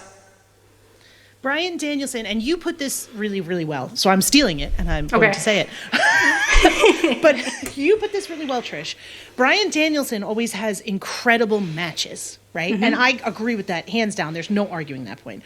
But his feuds are disappointing, right? Mm-hmm. And I think that kind of sums it up better than anything I could possibly say, right? Moxley, his feuds are so memorable. I could rattle off a half dozen promos that Moxley has given in varying feuds and talk about how incredible they were, right? The one with the one before he went out to rehab where he talked about what he has to do to be the main ace of AEW. It was part of his heel turn, or the heel turn that they kind of had to go away from. But where he talked about there's no hangman, there's no cowboy coming in on his white horse, right? I remember that so vividly, where he's basically saying somebody should step up. The one he gave for Orange Cassidy, where he was Orange, you're the heart of AEW, step up and prove that you are. Just, you know what I mean?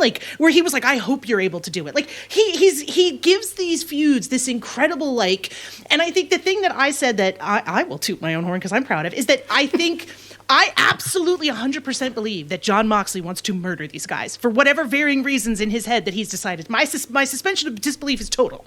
I can never quite forget that Bryan Danielson is having a really, really good time being a professional wrestler. And that's me. And I'm not trying to shit on Bryan Danielson. Everybody loves it. For some folks, he is just the absolute ideal. And I certainly don't want to downplay that. But it leaves me with something to be desired. And I feel I do think there's a degree to which part of the reason why they haven't had these incredible houses, despite the fact that they have this incredible roster, is that it's there's got to be a little bit of something more. And I think they've fallen in sometimes. And Danielson's kind of difficult now because they're doing the kind of wrap up on his kind of career. But you can look at the last 2 years and say the same thing. Right. So we talked earlier about kind of great wrestling not being the only attraction. It's a great attraction, but it's not the only attraction. And there's been a lot of talk about dream matches this week, and I think it's kind of interesting that his two most prominent dream matches that were kind of centre points of the pay-per-view were Forbidden Door, which did 145,000. Right. And Wrestle Dream, which did 113,000, according to Brandon Thurston's figures this afternoon. So Wrestle Dream was not a great draw, not a great live draw, not a great kind of. And it was in Seattle. It was in Seattle, yeah, hometown, and wasn't a great draw on pay-per-view. And Forbidden Door, everyone expected it to do more.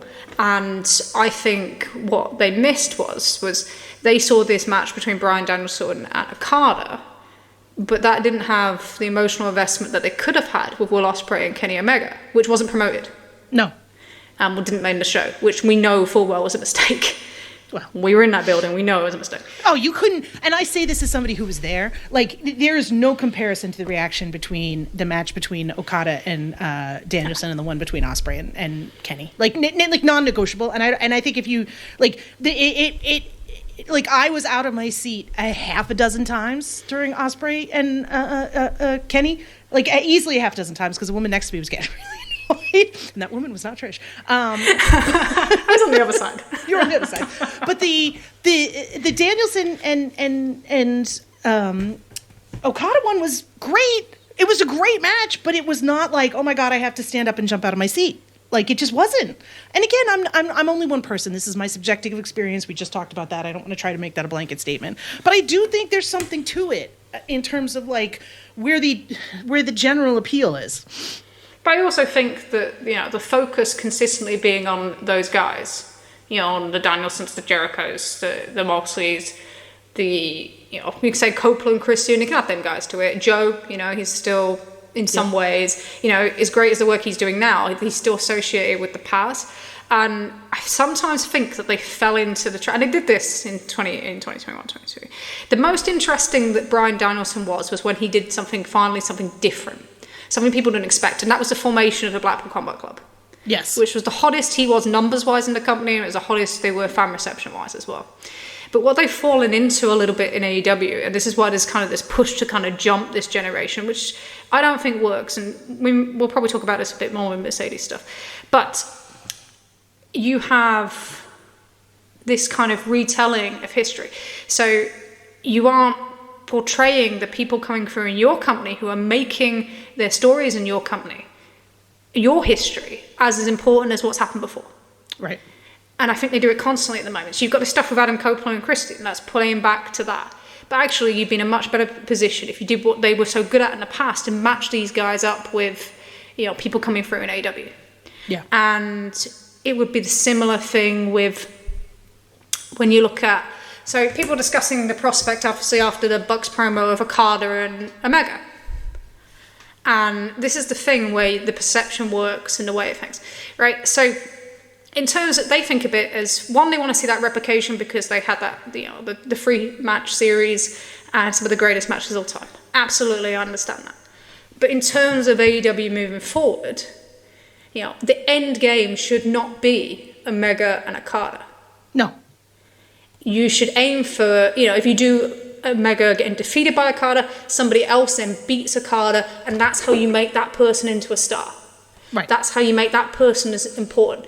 So when I keep saying it, oh God, I've wanted to shout so much, I bash my head against the wall every time I read it, right? Hangman should lose to Okada to set up to Omega. No, it should be the other fucking way around. Yes. If you're going to turn this guy into a star, if you want to build your own stars, that's how you do it. That's how you do it. And it's that thing. So you look at Adam Page, he talks about Adam Page and ratings, but Adam Page can deliver similar numbers to Bryan Danielson. Has been able to since 2021. But also has delivered on pay-per-view on a more consistent basis than Bryan Danielson. Yep. Is he regarded as one of the best wrestlers in the world? No. Is he pushed in his own company and presented on the same level as Bryan Danielson when he can deliver the same results? No. And until you change that, and I understand pushing guys, you want to push guys like Danielson, like Moxley, TV, Mercedes Moné coming in, that's a big play for TV, and it's a TV year. But you are never going to get through this level. And if you put these new wrestlers over and you just put them over the same people who are putting people over in 2021, the company will not progress in the way people think it was. No. A Will Ospreay, if he's going to win the belt, needs to be winning it off. A big heel or somebody he's been related to that's in the top of that card. And Kenny Omega would work quite well in that. But it's hard. No, go ahead. Sorry. No, it's hard to do that. And this is what we talked about a couple of weeks ago, and, some people didn't like it. I got some messages about it, and it was kind of like, but you've got to understand, you've created a lot of stepping stones. You've not added to that main event thing outside of Max. And Max isn't here right now. No. And you've got a lot of main eventers that have put people over and over and over. And the benefit of them putting people over and the value to it is dropping because of the lack of follow-up. Right. So you've got to get the follow-up right. And I think this is the key with Swerve Strickland. Okay?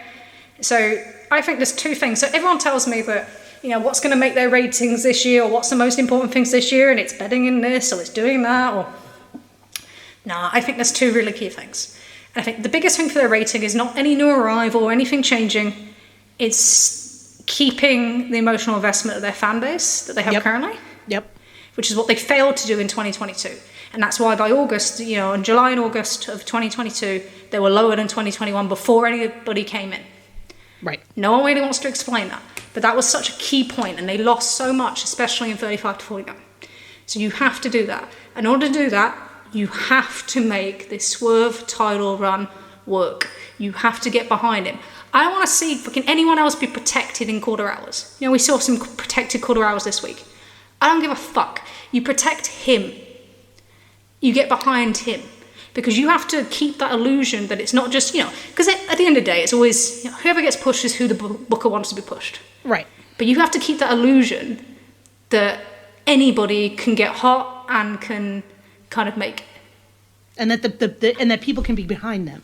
That if you get hot and you get over on your own, you're not going to be held back for someone else. And that's what happened in 2022. We saw it over and over again. That's what happens in WWE. That was the whole situation with Vince that everybody went nuts over, right? And it scares the shit out of me to see it because a part of me worries about it now. And I'll tell you right now, being there on Wednesday, Swerve was over as hell. Okay, and to see Ospreay coming out and giving CM Punk level "I'm so happy to be here" promos, right? While Swerve is relegated to a run-in, and that's your title picture, right? Your title picture is not being shown to be as important as Will Ospreay. Will Ospreay is in there; he's giving an in-ring promo, and again, he should be. I'm not trying to say he can't do that, but you then have to make Swerve as important, and him doing a simple run-in for a match that Joe had with Wardlow isn't going to cut it, and that's the part that makes me really fucking nervous, right? Like, that's the part that I'm just like, come on, don't do it. I learn from your mistakes. He has to be more important.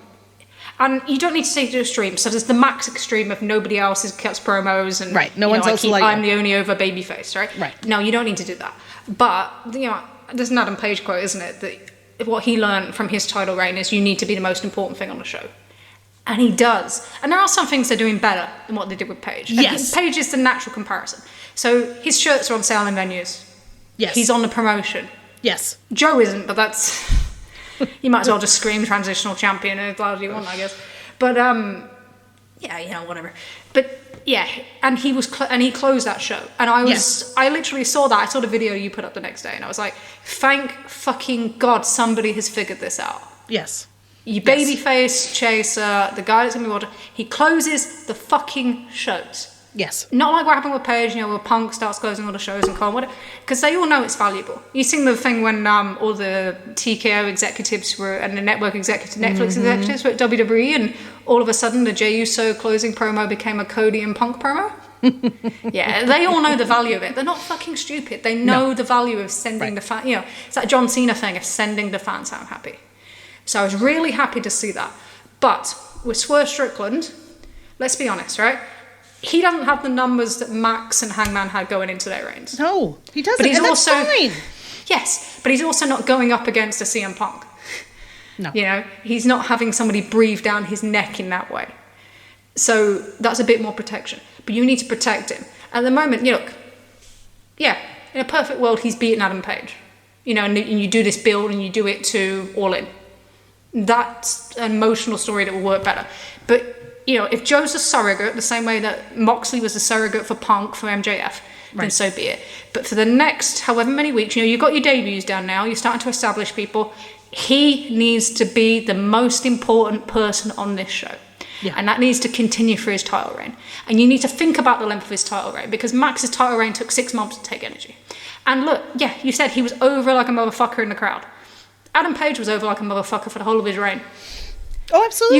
You go and watch the Adam Cole match in Texas. We'll go watch the tag in San Antonio, right? He was over, but he lost momentum because his positioning was bad in the show. Yes. Kept sticking him in quarter 6. And actually, his quarters performed well. But people don't know it because there's a perception. And the perception was he wasn't important because the company told you he wasn't important. And you cannot do that with Swerve Strickland. No. You will bury him from the start. So this match doesn't have as much life to it as it should do. And you've already got people talking it down and saying that, Danielson and Ospreay is the main event of the show. But this show hinges financially on Swerve and Samoa Joe. Right. And that emotion of people wanting that moment and that chase. And none of this is to listen, I think that Ospreay, in terms of how he's been rolled out, like how he's presented himself, like the way he's been, I have no qualms with him. He seems to be extremely happy to be there. He seems willing to be a part of a team. He does not seem to be like Mr. Hey, this everything has to be about me guy, right? So and he's doing great. And I'm certainly not saying, downplay the guy, don't make him important, don't put him on television, don't do whatever. But Ospreay's in a bit of the same situation as Danielson, right? Where it's like, we have a friend who's like, listen, Ospreay's the total package, does everything really well. The only thing he doesn't do great is the payoff to blood feuds, right? Which is something that AEW relies on a lot. And that's one of those things where it's like, you know what? He's not wrong, right? Like Ospreay in a blood match, that would be kind of interesting. Like, is he capable of doing that? Like, that's the kind of like, I called it a weird psychosexual energy, but there's a cerebralness to Ospreay that is a little bit Danielson-esque in that way. Right? Where it's like, I'm the best wrestler in the world. And I'm like, that's great. And you totally are. But I would also like a little bit more than that. Right? Like I'm fully on board with you right now. And we're going to have a great time. I genuinely can feel this. But like, can I get a little bit more when it comes to these feuds? Right? Like it's great that you and Danielson want to fight for who's the best wrestler in the world. And I'm fully on board with that. But it's just not the whole thing. The thing about Will is, so they're giving him the push that people wanted Kenny Omega to get the push in 2019. Yes. So that's kind of interesting to see how that goes. But the two key things are, I see people saying, oh, he can be like Cody Rhodes. And it's so stupid because Cody Rhodes, Cody Rhodes? It's a good name, isn't it? Cody Rhodes. It's a good drink idea. People miss so many facts about Cody and when he went to WWE. So Cody goes as the optimal moment. It's a momentum changer. It's the first big stadium show that, a full crowd that they've run since COVID. That gave them the opportunity for the moment, the momentum for the moment. They were gaining momentum. It's the same way when Punk and Danielson and Cole came in 2021. Yes. They didn't suddenly go from doing 0.3s to 0.45s, and 0.47s or 0.52s or whatever. No, they were already on that momentum. July ended on 0.40, 0.44, 0.45, 0.46. They had that momentum building, and that's something that's so much underrated. And that babyface run, Paige's number in that babyface run is so underrated when you compare how many times they've tried to replicate that and failed in the last 3 years. Yep. But it's crazy. But it's that thing. So Cody goes there and he takes the momentum and he runs with it. But Cody was a ratings draw. He was a ticket draw. Yes. And he was fully formed in that regard. So it didn't take them much to convert that when he went to WWE. You are not going to see the same sort of impact from Ricardo, from Ospreay. No. And that's fine. You need time for them to develop. You need time for that audience to develop. And that's been the same in AEW all the way through. So the people that are kind of like, oh, they can have this, maybe they can at some point. But that's not where they are now. And if they do it at the expense of others, then it won't work. It won't. AEW has enough proven history on that. And let's be honest, there's the other part of this is he will be the first male black world champion. Yes. And this is a demographic that AEW have traditionally struggled with. Yep. You now have Swerve Strickland in a prominent position, and you now got Mercedes Moné coming in. You cannot fuck that up for that reason as well. No. You cannot have another black world champion in a major promotion that just becomes a stepping stone. You have to do what's right with him. And that's not the driving force. The driving force is that Swerve is a great wrestler who has delivered fantastic programs in the last year and has really improved with his promos and has a unique cadence and a unique style, is a potential crossover star because of his music connections, his podcasting, will do great amounts of media for you, all those things. Yep. That's why you're pushing him. And he's made sustainable, changes to the business as well. That 4 Gear match saved that pay-per-view from being on a similar level to Wrestle Dream and pay-per-view buys. Yep. That match was what drove it, and that's the difference. So you look at that Zack Sabre Jr. and Bryan Danielson match at Wrestle Dream. It was great, kind of acclaim after, but didn't generate buys. That match did. He's shown a sustainable change to business in his merchandising, that sort of thing as well. Ratings will come. They take time. It's not as easy as people think it is. But you have to give him every opportunity. Cody looks greater because he's always on at 9 p.m. with no ad breaks after 2 ad breaks in the previous quarter and 2 ad breaks in the quarter after. Right. You have to do that. And you need to do that as First Strickland. You need to make this thing feel the most important thing in the world before Dynasty. And I like that they're running a smaller venue because people won't remember that it might be one of the lower attended AEW pay-per-views. They will remember that it was sold out and the noise. Yes. And I like the change to kind of that. We've seen quite a lot of venues coming up where they've moved back to kind of more of their original kind of attack plan, where it's smaller venues, but we fill them and they don't feel vacant, and you're not getting, stupid fake posters posting things in gas stations in Las Vegas and whatever.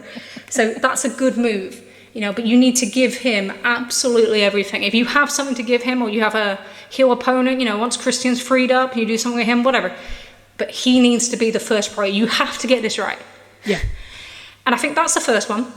And then the second one is, in terms of ratings, people talk about what's the most important thing to the ratings this year. And I don't think it's new people. I don't even think it's that. I think it's that you make the returns of your ratings draws effective. Yes. So, there's been so much talk about the Mercedes Moné debut and the rating.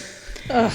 And we'll talk through it in a second. But one of the most important things around that is how many of their actual ratings draws that people tune in to see are off TV at the moment. Yep. So Max, center of attention for the last year, he's a ratings draw.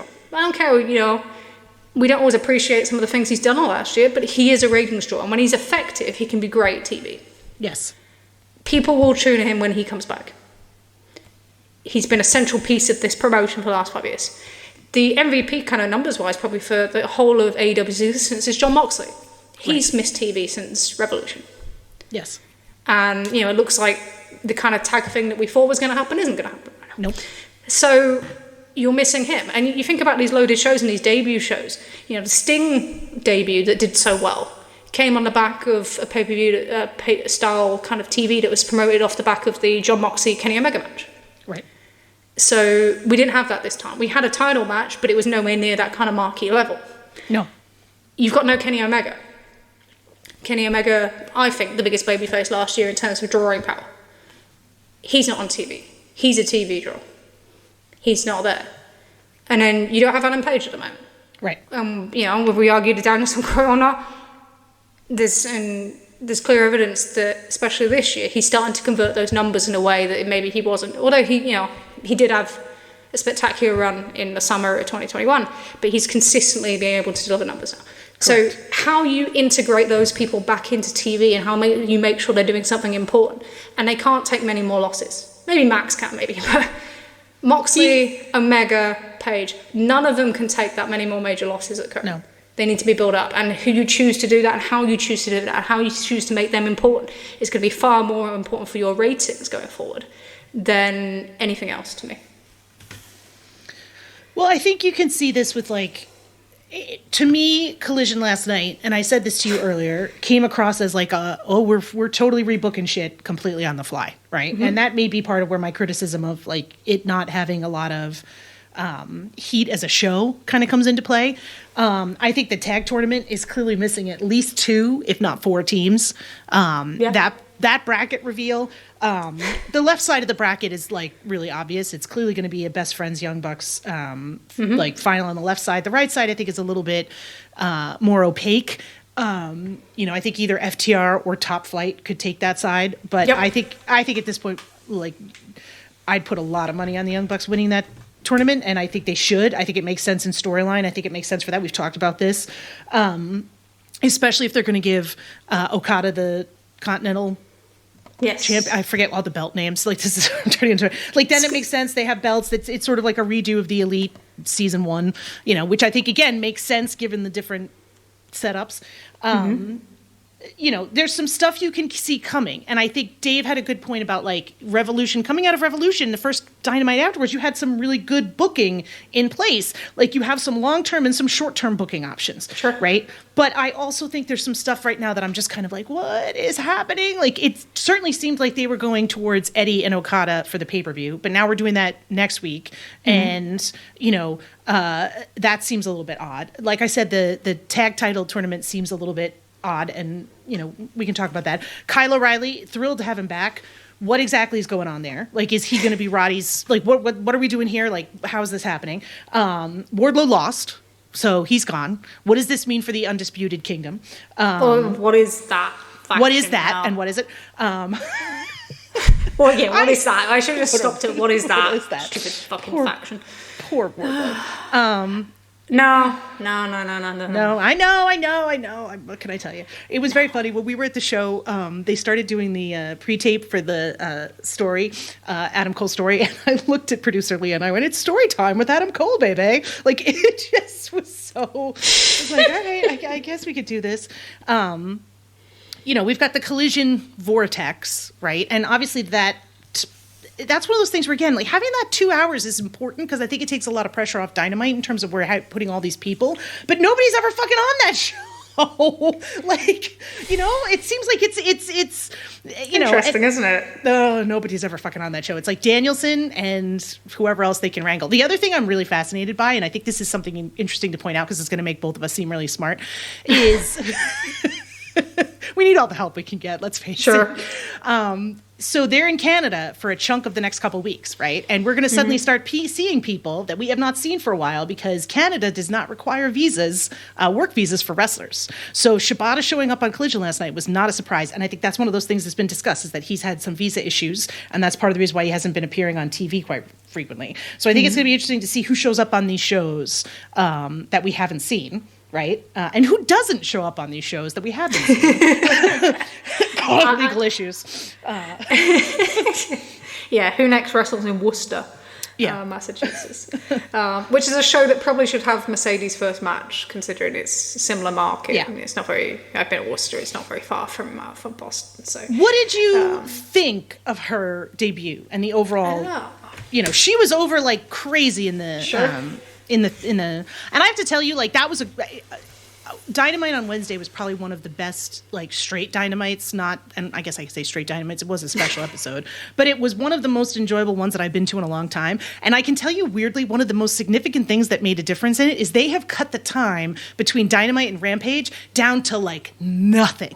It used to be, like, a solid 20 to 25 minutes. I don't think it was 5, maybe it was 7 minutes between the two. Like, it was like, boom, all of a sudden, here was the first match on Rampage. And it was great. And it made staying to the end of the taping, the Rampage taping, a lot more possible, right? Because stuff just kept going, and there wasn't a big long pause for me to stop and think about how late it was and how early I had to get up for work the next day. I wonder if it's different if you... So I watched, WWE when Mercedes came through in NXT, and then when she came into WWE, and I always thought that she was a great in-ring worker. I thought she was actually the most talented of the four in that regard, but I never thought she was a great talker. And I think she's fine. But it's clear that the connection that she has with her fan base and how that kind of bleeds into everything else is more important than that. And I thought it was really interesting. So the way that she's been discussed since, because they looked at that rating and, I'm sure they didn't look into going in again at 0.27. Okay, fine. But I think there were more signs of positive. I said, I'm going to be half full now. Like, I'm going to be glass half full. Can you believe it? Can you actually... We're flipping roles. Yeah. I'm uncomfortable. Yeah, you've become British now. God damn it. If I had like a thing for a visual eye roll, that would have been worth the time. I didn't say bruv. I didn't go for the cheap pop. I didn't go, oh, bruv. I just, okay. All fucking right, Essex, right? That's one of them things, right? So they love it. You love his promos and stuff, and I get it. But for us, it's like I hear the voice and I cringe because it's just the accent. I just can't help it. It's one of them things. But fucking bruv. Whatever. It's going to be a thing. They're just going to torture me with a fucking word. You did it for like 6 months. It's going to continue. Love you, No, sweetheart. so there's this thing, and it's really funny in a way. So, they said there was 9,500 in the building. And notice that it was in the building, by the way, after all the kind of weird stuff that we had, the Dave Meltzer number, and people. It was so fucking, that number and the whole thing was so fucking weird, Trish. So weird. Oh no, it wasn't weird. It was so he said sold, but it wasn't. It was distributed, and that's fine. And they said the gate was, because we questioned the gate to sold because it meant like $37 ticket average, and that's what you got at like Ontario last year when they ran the show with $15 tickets for half of it, and 2,000 comps. So it didn't add up, and that's why we said it was like that doesn't add up. For example, Charlotte, North Carolina, Fight for Fallen 2021 did a 403,500 gate with 7,000 people. Yeah. So it was like, even with ended up on a $425,000 gate, it indicated that that was a distributed number, and that's what he said it was in the end. But the fact that people were like, well, why are you questioning this? It's like, because it's not a number for a sold number. No. And and that's the thing. So we saw this a little bit last year when Punk came back at Collision. I think people are really desperate for AEW to be successful, and I get it, because the amount of shit they take. Yeah. And the amount of stupid posting and the posting of all the other side. So, they say, WrestleTix puts up like 7,999. Dave puts that figure out, and they're like, oh, they've sold that in a day, when they kind of sold like 450, 500, which is fine for a final day. Last few days, like 880. But it's that thing of wanting it to be something. But actually, it did the same, distributed as the CM Punk in Chicago, which we said it would, funny enough. Yeah. So people, it's the biggest number for AEW all year for TV. In last year, depending on which numbers you use, it's still top 4. If you put that in, it's top 4. So it's not anyone that want to look at it and say, oh, it's a failure. No, it's a fantastic number, and it's so much above their average that it shows you, this might not sustain, but for that night, she drew. And she drew on a level that I don't think we've seen, a woman outside of WWE draw ever, have we? No. Maybe in Japan, but not in the US. Not in the US, no. So I thought that was a phenomenal achievement. And we talked about it previously, and how many people, and it's so funny that the comparison has straight away gone back to the original Punk show and not to the one last year, but here we go. But I thought it was a great, and the atmosphere was fantastic, the building looked fantastic, and with the rating and stuff. So 798,000 ended up 355,000 a demo, so it's 0.27. And people look at it and they go, well, why? And we look at it and look, okay, so Survivor did in the 0.7s. Yep. That'll be the biggest show of the week. So you've got this big competition, especially in the female demos. And what we also saw, which I thought was quite interesting, was I didn't think they'd open with it. I really didn't. And the reason why is that, her drawing power predominantly is in 18 to 34. And that accumulates in Dynamite across the episode, especially into the middle. And it seems to peak in the middle. So actually, I think 18 to 34 peaked in quarter 3 this week. But that's why I didn't think they'd open with it. The opening quarter tends to be reliant on people who draw in female 35 to 49. Because that's like the conversion of the lead-in. Lead-in did 1 million and 0.23. So the conversion rate wasn't bad. But people looked at it, and the quarter had no outbreak. Let's just make that point, because people like to do all these rating things and don't count the ad breaks, and we've been doing this for 3 years, and if I have to say count the fucking ad breaks really loudly every week, we will. We will. Nope, we will, but they will still ignore it. No, so it did 1.001 million, 423,000 a demo, 0.32. Last week no ad break. This same quarter did 930k 394, and that was with a promo with Swerve Strickland, Adam Cole, and Samoa Joe. So that's your championship feud. So it outdrew that.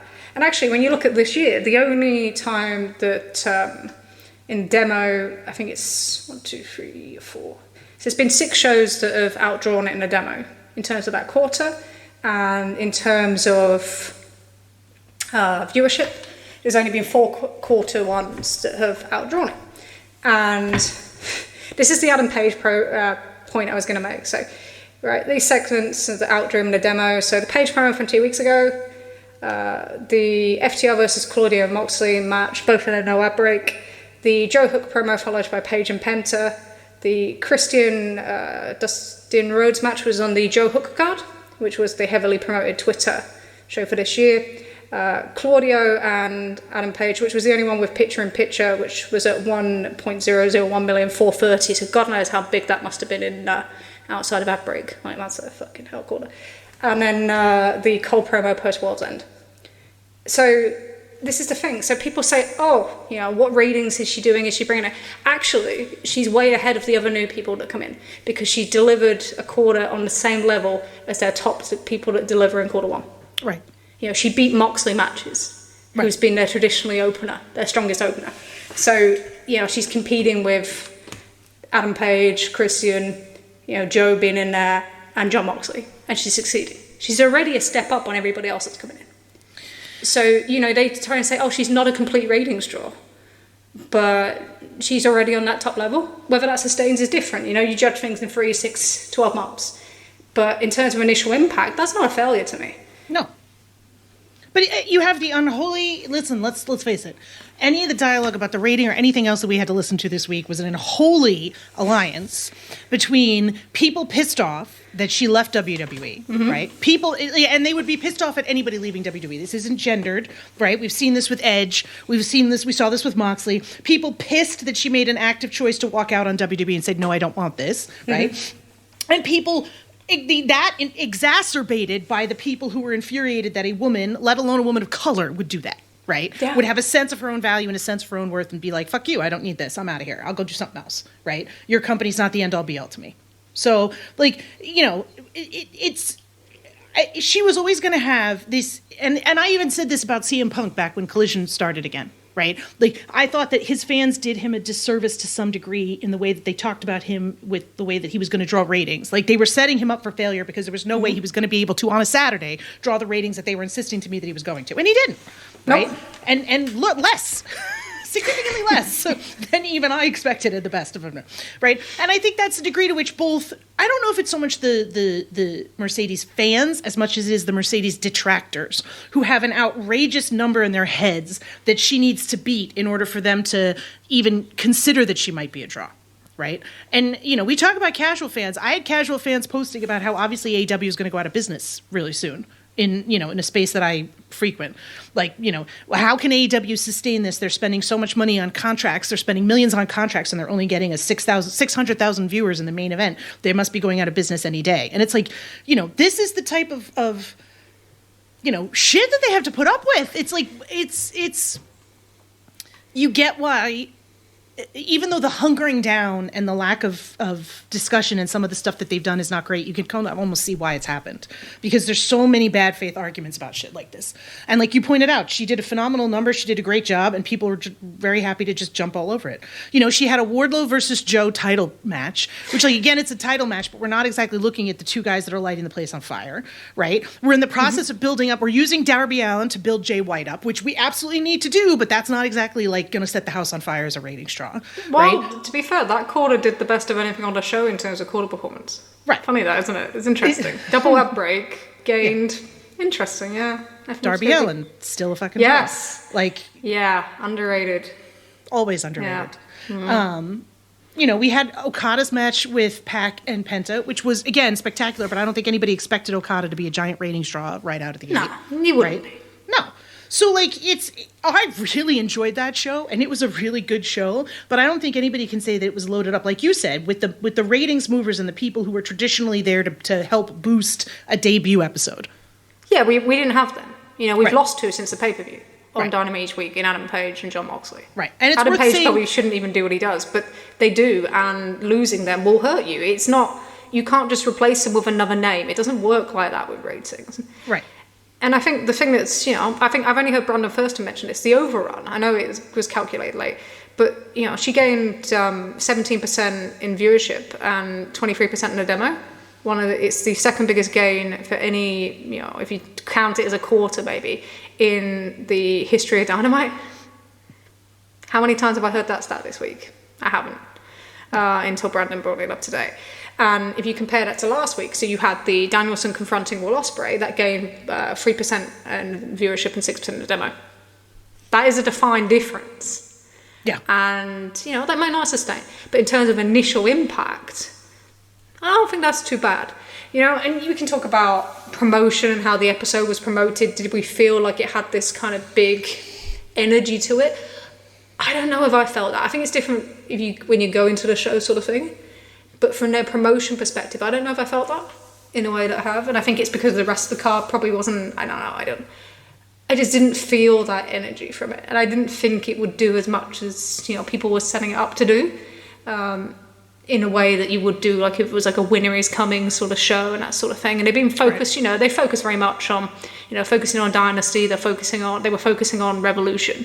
So it's not like the Collision debut last year where it took kind of over everything, didn't it? It took over the Bill for Forbidden Door. It had weeks and weeks and weeks of promotion. They had to announce this down because they weren't selling enough tickets. It's a good point that she sold these tickets without being announced. And she sold those tickets without being announced. Kind of an interesting little kind of contradiction there to what people think. But yeah, there wasn't this huge push on it in the way that there has been for other things in the past.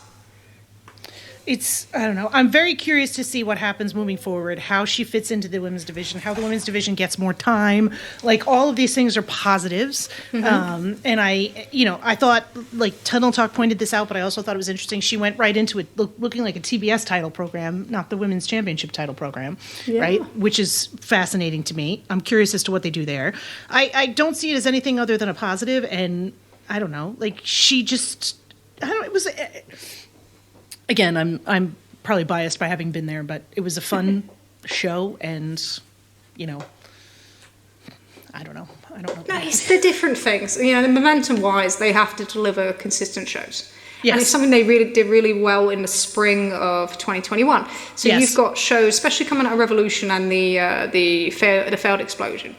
You had a run of shows that were kind of getting killed by NXT and killed by the Challenge. And people were kind of doing the whole thing. It was a time when people wanted the belt off Kenny, actually, funny enough. When you think about title reigns and how people praise him at the end and how they can struggle early on if you don't give them enough time. It's a perfect example. People wanted the belt off Kenny because of these pressures. Then when those pressures relieved, when the Challenge finished and NXT moved, the consistency in the shows and the momentum that they built led them into that huge summer. Right. So you just need to build these consistent shows. Collision is different. Collision's a really interesting example. So Collision at the moment is kind of Bryan Danielson and friends, right? Yes. When Bryan Danielson finished... Yeah, it's whoever he wants to have on there. Bryan Danielson and friends and an interminable House of Black match, always. Yeah, well, whoever wants to work Collision. And they know that there's a deficit in working Collision because the people that solely work Collision are not as over when they come to Dynamite. They know that. Because less people watch, less people go to the shows. But that's kind of an interesting one going into see how that kind of moves in the fall.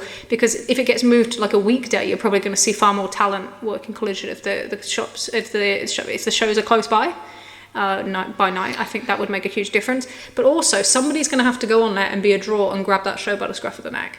And it could be on streaming, it could be on a different network. It needs to be a sellable product. So it's kind of interesting to see what they do with that, because I don't think the current format works. You know, no. They had a poster yesterday, 14 people on that poster for Ottawa.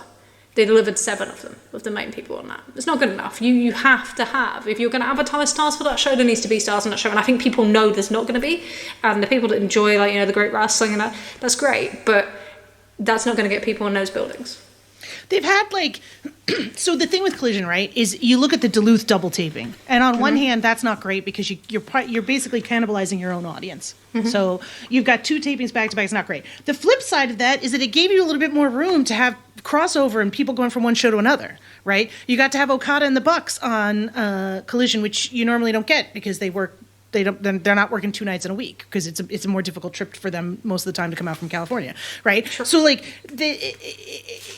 you're sort of gonna. It's like, does the pros outweigh the cons on Collision to the point where maybe it does make sense to move the taping schedule to be a slightly different one, you know? But like, for me, the situation with Collision is like, there are times where I watch the show and I'm like, oh, I really enjoyed that. I'm glad I watched it. Right. And then there are times where I watch the show and I'm like, oh my God, I'm just slogging to get through this. And last night was definitely, again, I had some great matches. I enjoyed Danielson versus Shibata. I enjoyed Kyle O'Reilly versus Brian Keith. I wanted to absolutely commit a murder after House of Black versus the Infantry. Like a fucking murder. Like, what the fuck is going on with this, Trish? Why are these motherfuckers still on television? Like, you can't give the Infantry anything. you're going to get beaten by them, but you're going to do it in such a way that it's like a complete and total fluke that makes them look absolutely terrible. Okay, the infantry did not look good last night, and you're going to do it. Oh, they don't want to lose, so we're going to beat the shit out of the infantry. We're going to make House of Black look incredible, and then it's going to be a fluke roll up situation because of Mark Briscoe. Like, what the fuck is that? Like, why are you putting these guys on TV if this is the kind of bullshit that you're having to deal with? Like, that's just, like, that just irritated the crap out of me. Like, it really started off the stupid tag tournament on, like, a bad foot with me. And it was something that I was actually really excited about, right? Like, how could you possibly believe that the infantry are going to be any kind of a threat against FTR, which was already going to be a heavy lift? And Tony Khan's tweeting, oh, bracket busted. Yeah. Bracket busted. You know what else is busted? The fucking booking of House of Black.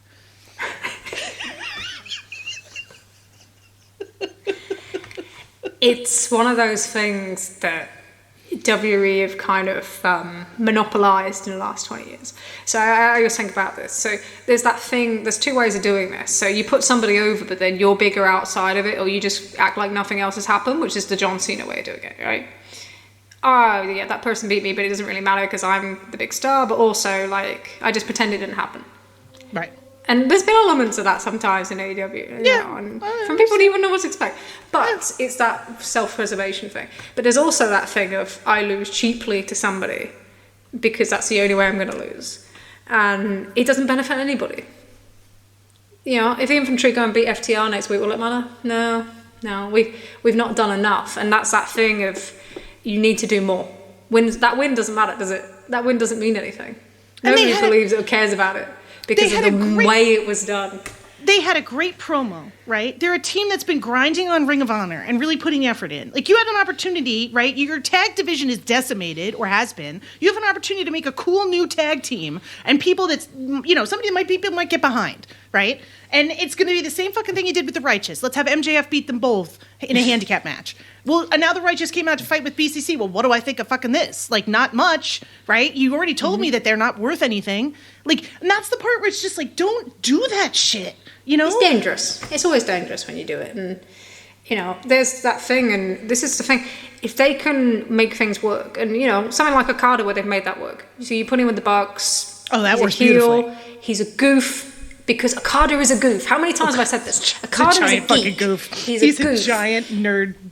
Yes. If you pretend that he's like some aura, babyface, amazing man that can never be wrong, or it won't work. Play into what he is. He's a geek. He's a goof. His most interesting thing outside of winning a belt was beating down on people.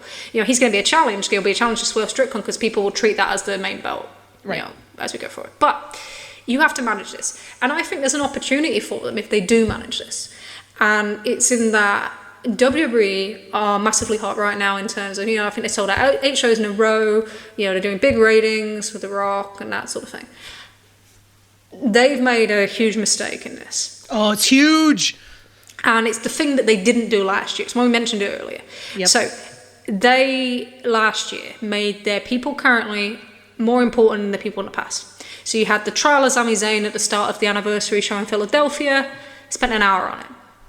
That was the attraction. The attraction was the people you have now. Now we've got The Rock running around TV doing 25-minute segments or whatever, doing his rock concert like it's 2003 and he's still in a feud with a hurricane. And that's my you know that's my little point for this week, right? That's my little quiz question.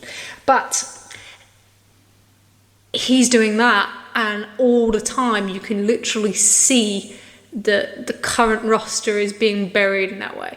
They fell into the same trap they always fall into, and they did it last year as well. You know, they had SummerSlam, they came out of it, Cena comes back, they draw a run of sold out houses, he does the TV ratings, TV centered around him.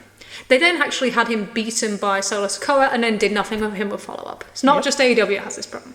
No. You know, and they did absolutely nothing with him. I think they had him beaten like so many times. Same with the Austin Theory loss. Doesn't affect John Cena. Austin Theory. Yep. Same with John Cena. Doesn't affect his star power. Isn't doing anything for anyone else. That's a way to lose as well. But yeah, they're failing on that.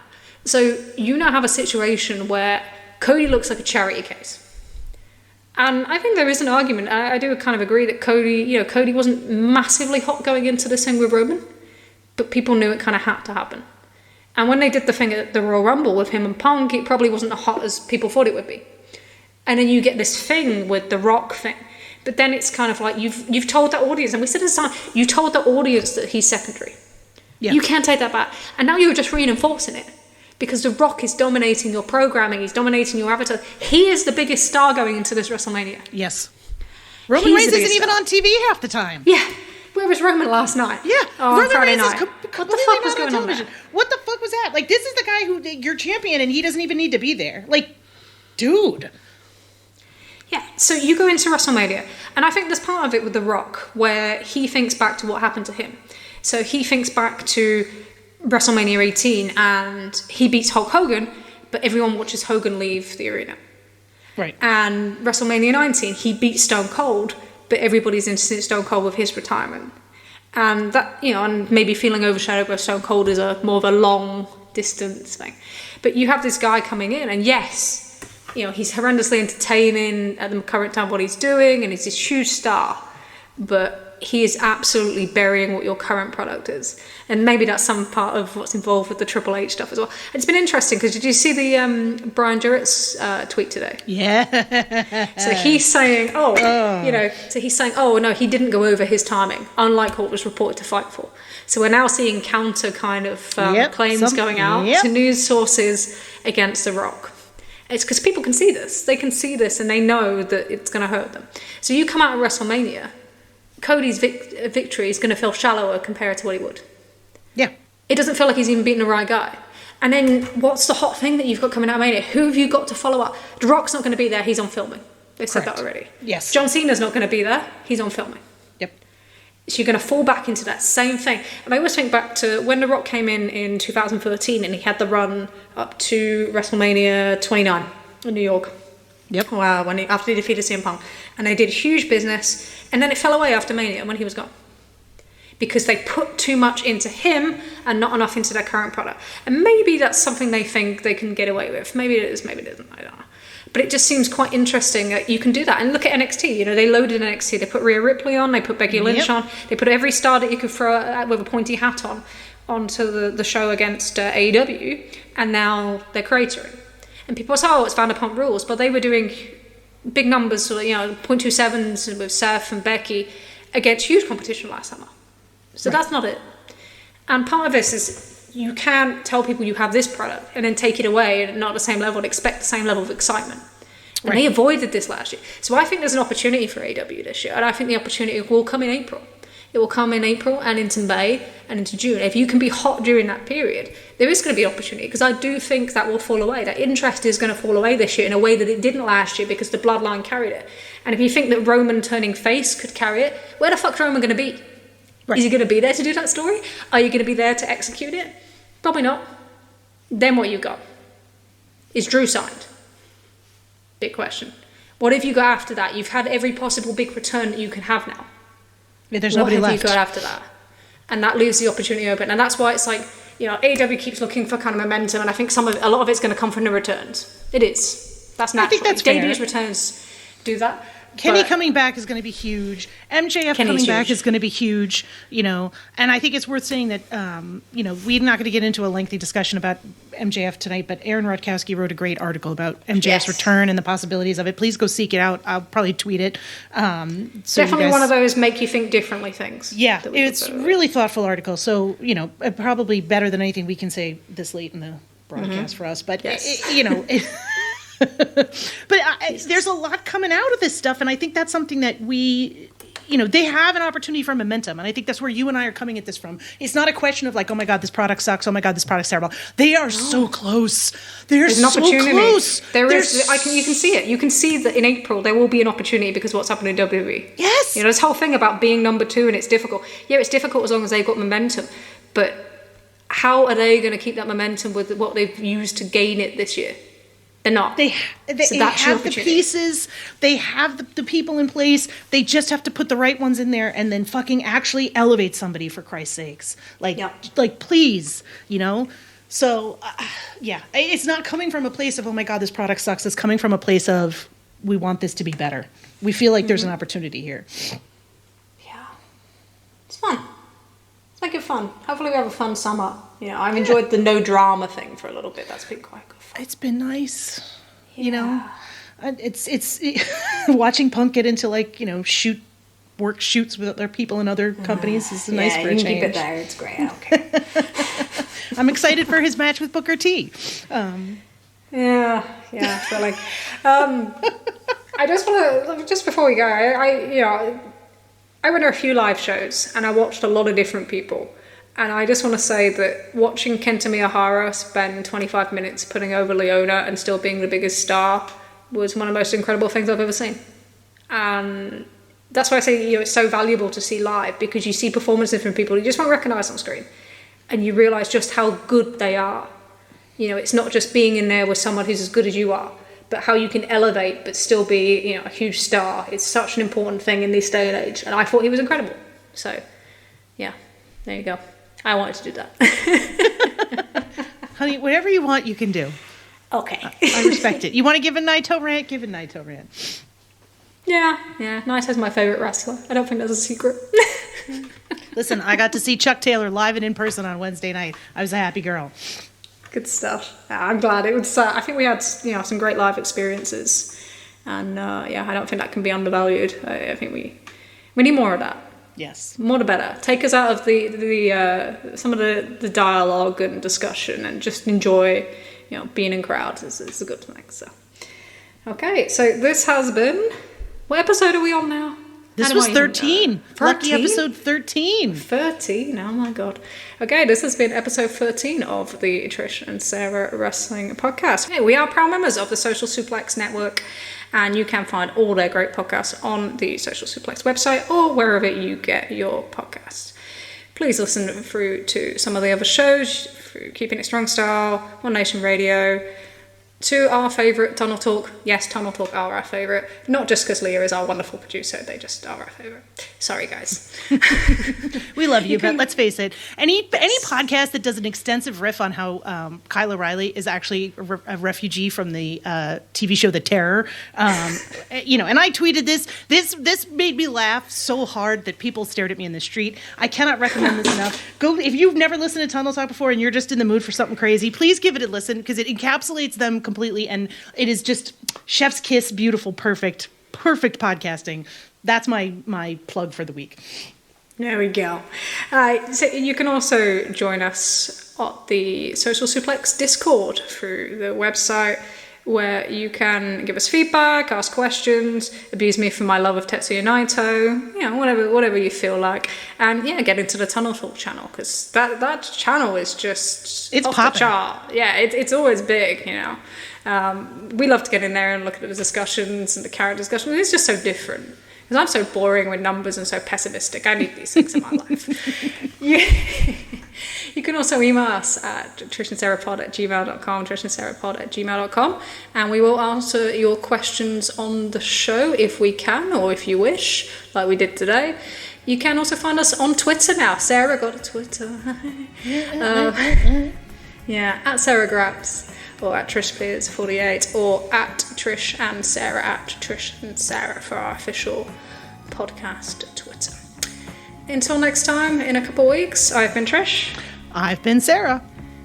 I fucked my last line. Leave it like that.